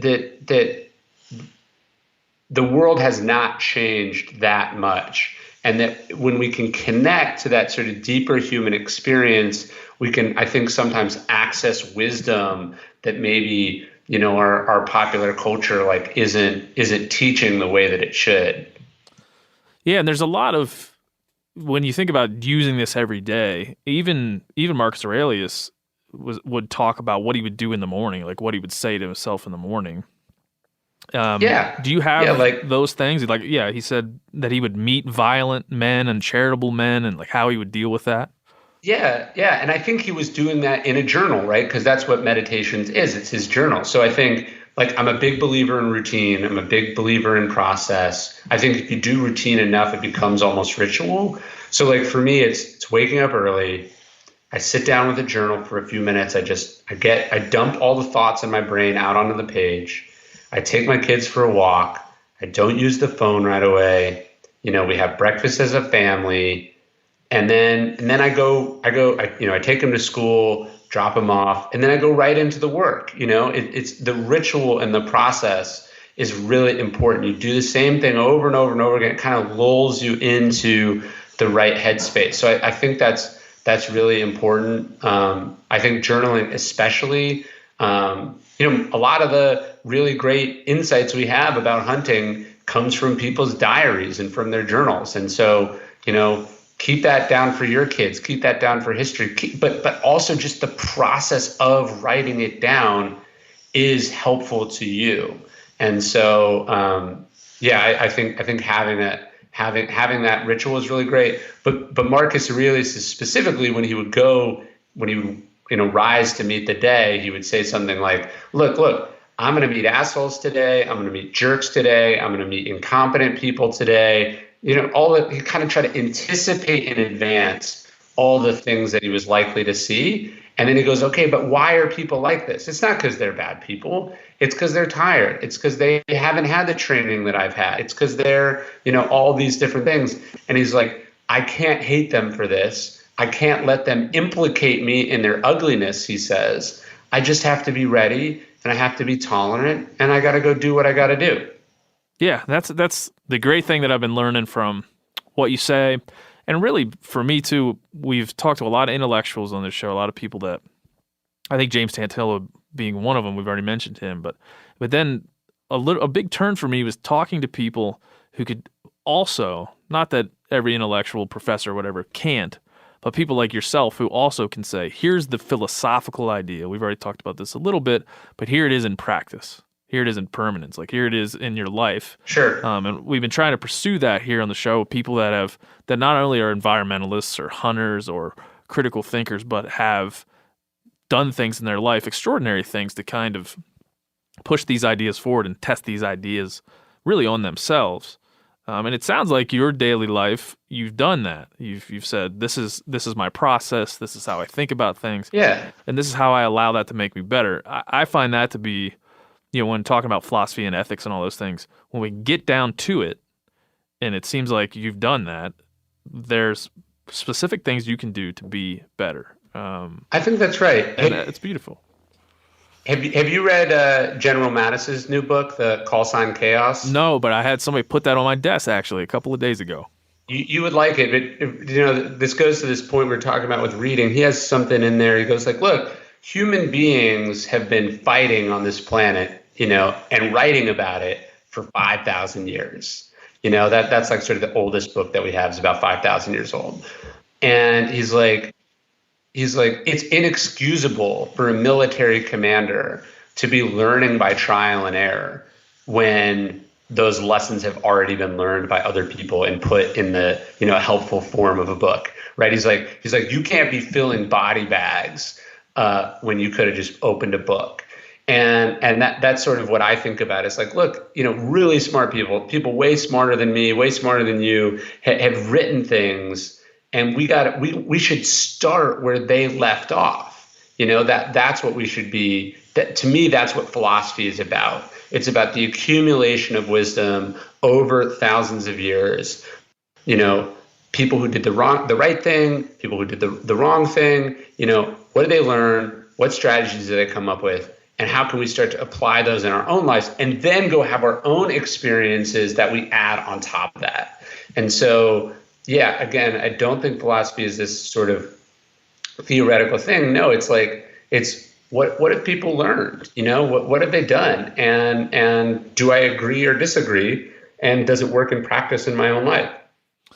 Yeah, and I think we really couldn't have this conversation, or at least end it on anything other than like some of the ills of the world right now, some of the more trite. I find there to be a lot of trite examples of things that are going on in the world. Like social media is making us want instant gratification and want to give our opinion before we acquire knowledge, and all these other things. I think they've become kind of normal to trot out as what's wrong with modern society. Yeah, so, kids these days. And I'm becoming like I'm 34, but I'm becoming an old man on the porch already, which is scary to me, man. I was watching Teen Jeopardy with my son, and they had a pop culture thing, and I got all of them wrong. And I was immediately mad at Alex Trebek for bringing it up. Showing me that I was an old guy. But anyway, back to kind of the more trite and common criticisms of culture. How do you see those things? Social media, I think, probably being the main one, and people's need for instant gratification. It's a microwave society. It only keeps getting worse. How do you see those things? How do you interact with them? And then how do you apply Stoicism to them? Well, so I actually open Stillness is the Key with a quote from Blaise Pascal. He said, all of humanity's problems stem from our inability to sit quietly in a room alone, which is true. It's also 500 fucking years old. You know what I mean? Like we've always had trouble. Like social media is not really doing anything new. I think it's just exacerbating tendencies we already had. So, I think we can turn to ancient wisdom for some solutions to these modern problems. One of my favorite ones from Epictetus that I think about is he goes like, if you want to improve as a person, you got to be content to be seen as like ignorant or foolish on certain matters. So it's like, I don't know anything about this corona. I don't even know how to pronounce it. Whatever this thing everyone's freaking out about in Asia. Like, it's not like me following it in real time is certainly not going to affect it. And it's only going to take me away from what I should be focused on. Do you know what I mean? Yeah, absolutely. If you know who you're going to vote for, what the fuck are you watching the debates for, right? Go watch a movie. At least a movie is entertaining. And so I think we've sort of internalized this idea that we have to keep up with everything, and that like we'll be laughed at if we're not like hyper informed on all the trends and sort of memes of the day. And it's true, you might get laughed at. But I think what the Stoic wants to cultivate is the ability to be okay with that, because we have more important things that we're thinking about, whether that's our family or our work or some work we're doing on ourselves or whatever it is. I think the ability to be like, nah, man, I'm opting out of that is, I think, really important. Yeah, and I think the other one to talk about, because it's laid bare in everything Stoicism is about.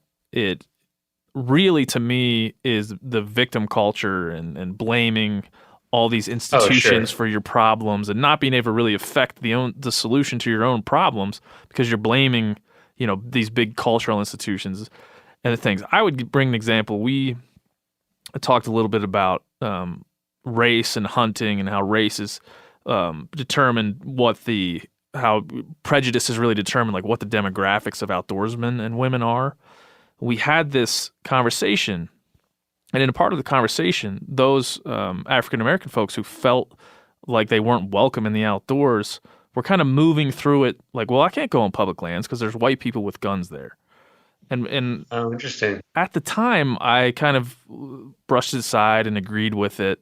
And I understand. I'm trying to understand where you're coming from, rather than trying to be critical of your words. But over time, I just thought, isn't that really just affecting the thing you don't want by moving through the world and applying some, idea that's really decades old to every place you go?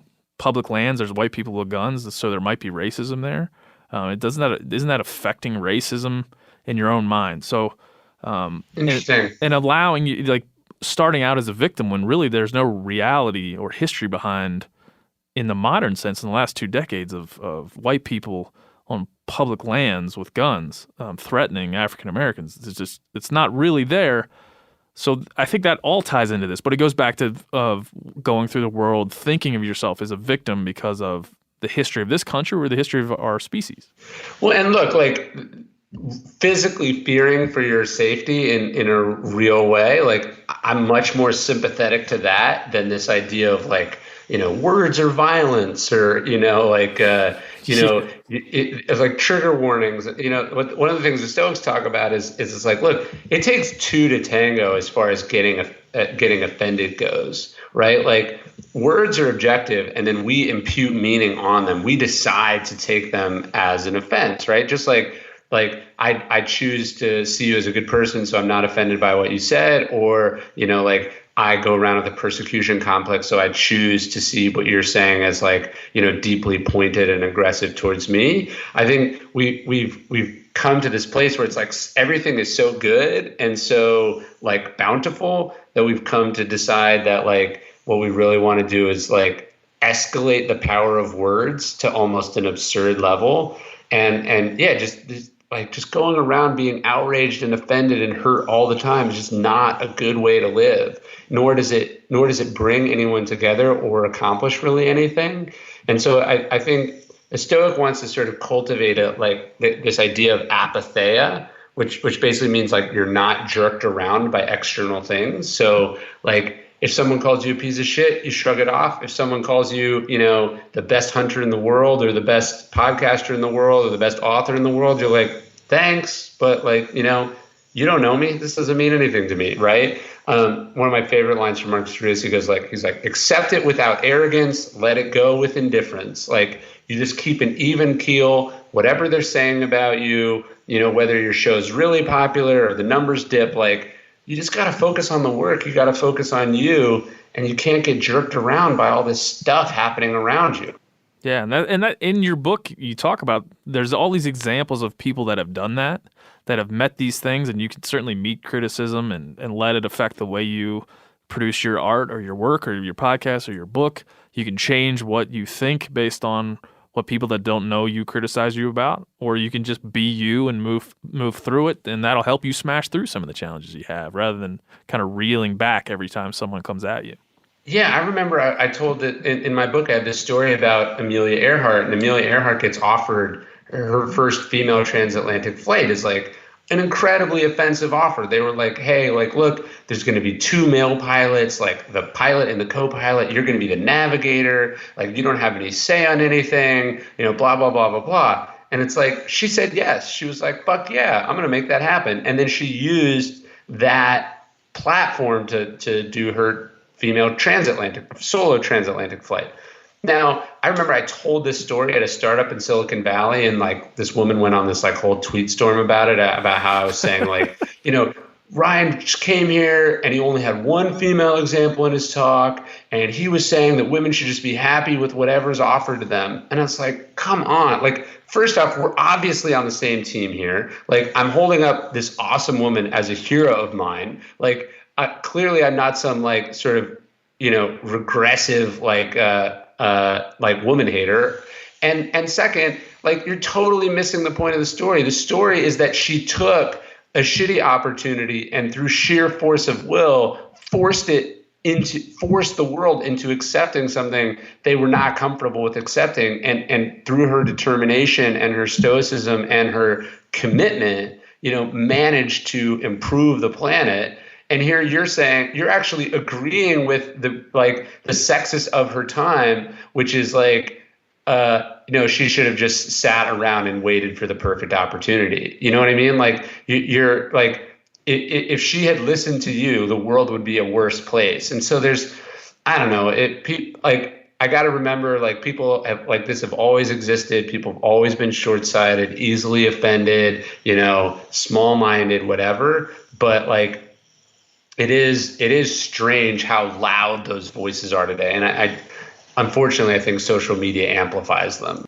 Yeah, that amplification becomes a weird version of cultural censorship, and it's laid bare in like outrage culture, but also people who need to make money and are scared to say something controversial because that controversy gets picked up by these type of folks and trot it out there as a way to cancel you or to diminish you or to push you away from the thing that allows your family to have a good life. I've experienced that. I mean, people, they know that. They're preying upon your need to have a life and your voice connected to your income, and so they use that to kind of silence you or scare you out of some topics. And you mentioned early on the piece you wrote about liberal millennials should go hunting was getting pushed back because it included things like AR-15s, and that just talking about that is controversial enough, or just discussing it it's included so much vitriol and viciousness that people just don't want to touch it anymore. That's censorship.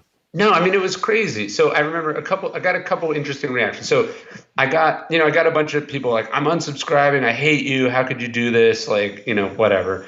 And then I got some emails from people that are like, I didn't like this piece. And they're like, I disagree with you. They're like, I respect that you sent it instead of just writing about some much more politically correct topic. Like, they were like, they noted, they saw, or at least acknowledged that it was not a safe thing for me to write about. And they were just like, like, respect. And like, I actually really appreciated that. And I think culturally we're going to have to come to a place like, right. It's like right now we have either everyone is like deliberately afraid to offend anyone.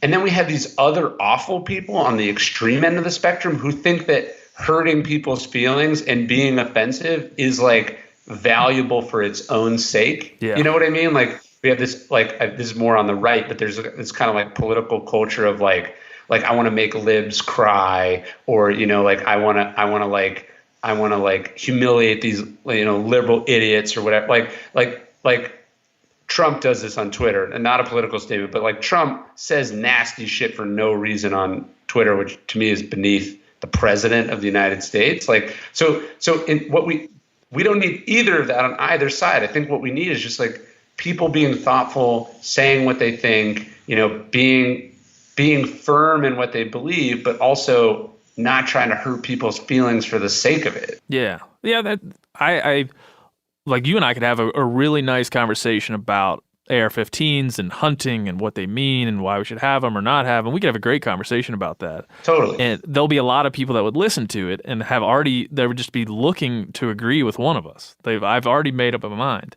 Right. And for that reason, I'm like, listen, absolutism is the enemy.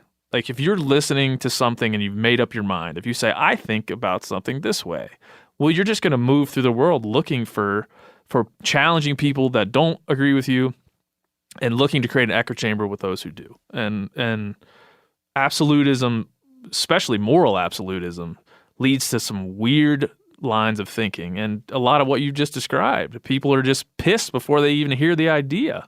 Even at the mention of Trump or AR-15s or any of these things, people can't even hear the words that are said after those terms without trying to apply what they already think. And you can never learn that way or grow that way or get better that way. So no, I just wrote that down. I just wrote absolutism is the enemy. I like that. Yeah. No, it's funny. It's funny for me too, because like I've written about, like, I don't like how easily offended people are. I don't like censorship. I don't like I don't like this sort of snowflakey stuff on college campuses. I think this is bad. I think this is unwise. Blah blah blah. So I'll write about that. And then every once in a while I'll say something because I'm not a Trump fan. So I'll just say like I don't like, I think this is beneath the office of the president, or I'll like point out an example about how Trump's ego, because I write about ego a lot. I'll write about how Trump's egos cause problems for him. And people go like, how dare you say this about the president? Like, I'm unsubscribing. And I'll be like, you sound like a snowflake too, right? Like you sound like you can't hear anything that you don't like that doesn't confirm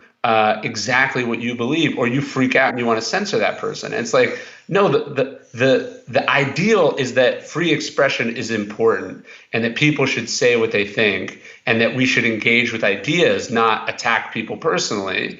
And yet people only want to apply that to the other side. They don't want to apply it to themselves, and they definitely don't want to have to tolerate ideas that they don't like. And to me, that's like, look, that's just totally missing the point, in my opinion. Oh, for sure. I mean, I've personally been beaten over the head with the Second Amendment, that I don't believe in it enough, and then I've been beaten over the head that I care too much about the environment, and so I've been beaten over the head on both sides. I take pride in the fact that I've been attacked by liberals and conservatives within, I think, the hunting community. I take pride in that because I want to challenge both of their ideas that their thing is right. Because if it's simple and right, that it's probably misleading.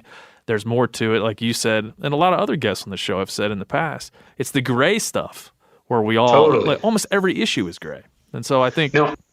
I love when you get attacked by both sides for the same comment. To me, that means like you got it right. You know what I mean? Man. Like that means you've actually thought about it instead of just like picking a side like a sports team or something. And also, bring it. Let's go. Sure. You're not going to censor me because you don't like this. I think that you see that a lot in Marcus Aurelius. Like, bring it, man. You're going to be an asshole to me. I'm not going to let you change. I'm going to accept you that assholes are part of this world and push right through that, and know that there's going to be people that are envious of this, that have egos and agenda, but I'm going to do my thing. And I think if you can apply that to almost anything, especially people like yourself that have a tremendously powerful public voice, this is something to just continue to march on with. And I think everybody with a social media channel has a similar opportunity to affect other people. Well, no, and look, I think if you're going to say what you think and you're going to be an independent thinker, this is what the power of podcasts is.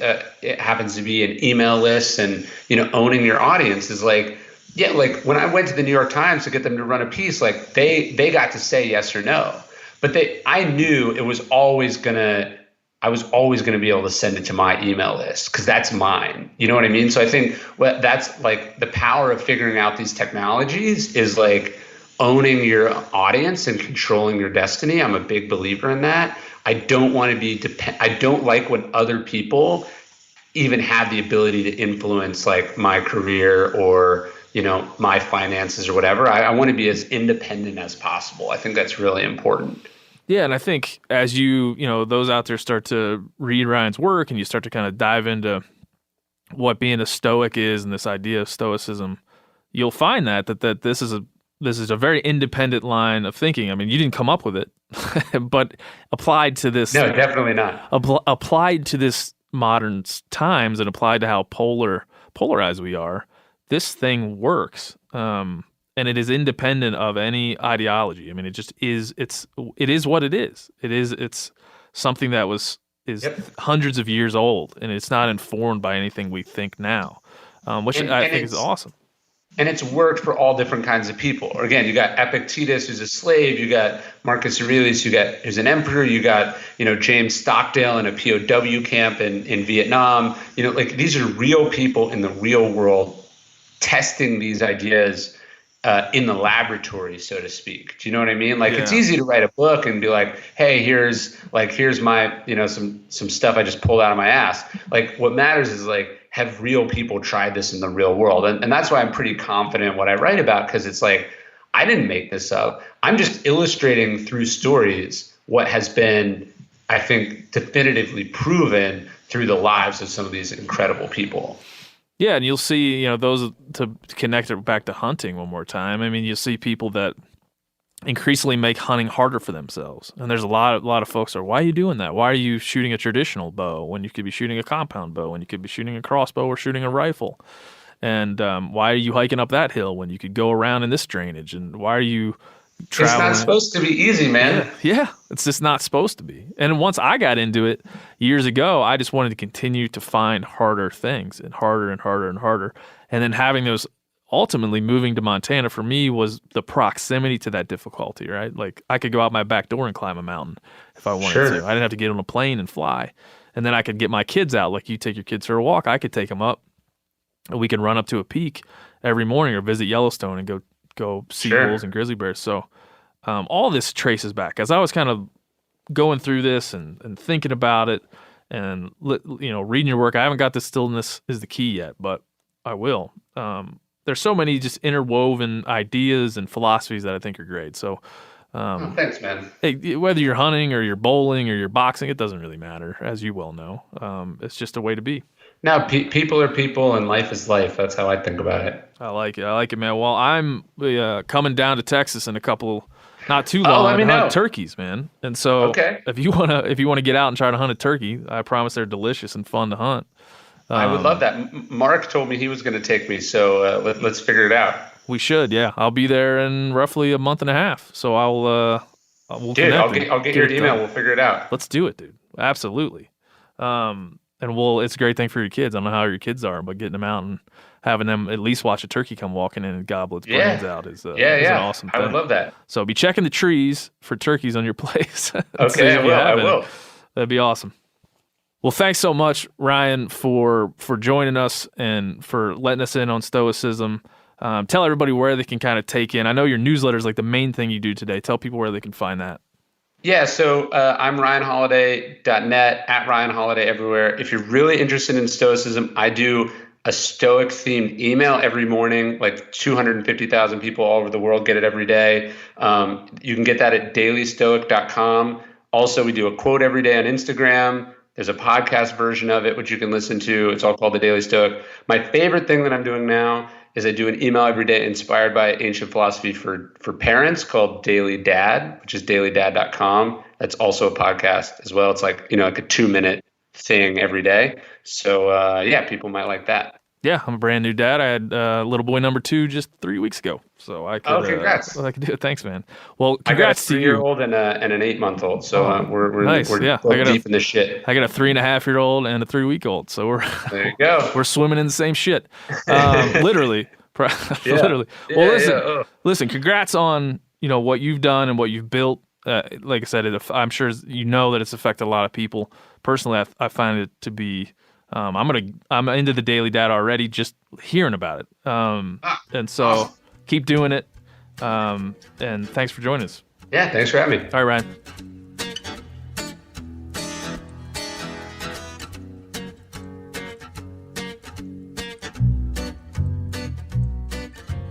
That's it. That's all. 102 in the books. Phil is reeling. Look at him. I can't believe it. It was tense. The voting was Oh, it was unbelievable. it was unbelievable. But yes, thank you to Ryan Holiday. I'm going to go try to hunt turkeys with Ryan Holiday down in Texas soon and get him on the stick on turkeys and then learn more about Stoicism, because I thought that was one of the more enlightening conversations I've had in a long time. Plus, he seems like a guy I want to follow, direct, to the point, just a good dude communicating something that's helped him a lot. So I appreciate him. Hopefully have him back, making part of our list of characters. And congratulations to A.B. Rich, man. We're going to frame this beautiful illustration and put it in the studios for everyone to see at all times. And we'll always know what Phil looked like in A.B. Rich's mind. So congratulations. Tundra 110, Work Sharp, Ken Onion Field Sharpener.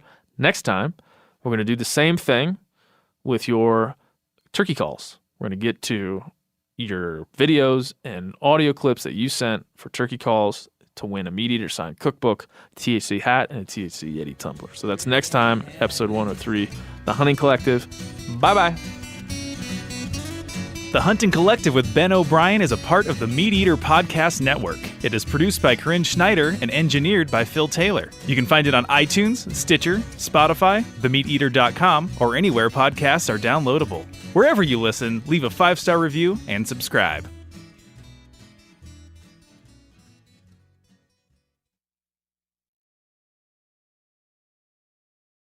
After 3 years of work, our follow-up to the Meat Eater Fish and Game Cookbook is here. It's the Meat Eater Outdoor Cookbook, wild game recipes for the grill, smoker, campfire, and camp stove. Here is your book for everything that's best cooked or eaten outside. From grilling to open fire cooking to Dutch ovens to smokers to barbecue to backpacking meals to how to pull off the perfect fish fry, with pit stops along the way for lessons about Ice Age cooking methods and the best 5 ways to construct a cooking fire you can be proud of. And of course, we're focusing on wild game and fish here with over 100 recipes, including stuffed venison burgers 3 ways, wild duck with ahi verde sauce, a jerky made with cola, a gin and tonic made with fire-charred lemons, and grilled frog legs made with a sticky sweet sauce. This ain't your normal cookbook, so be prepared to be surprised. Get your copy now. For more info, visit themeateater.com or buy it wherever books are sold.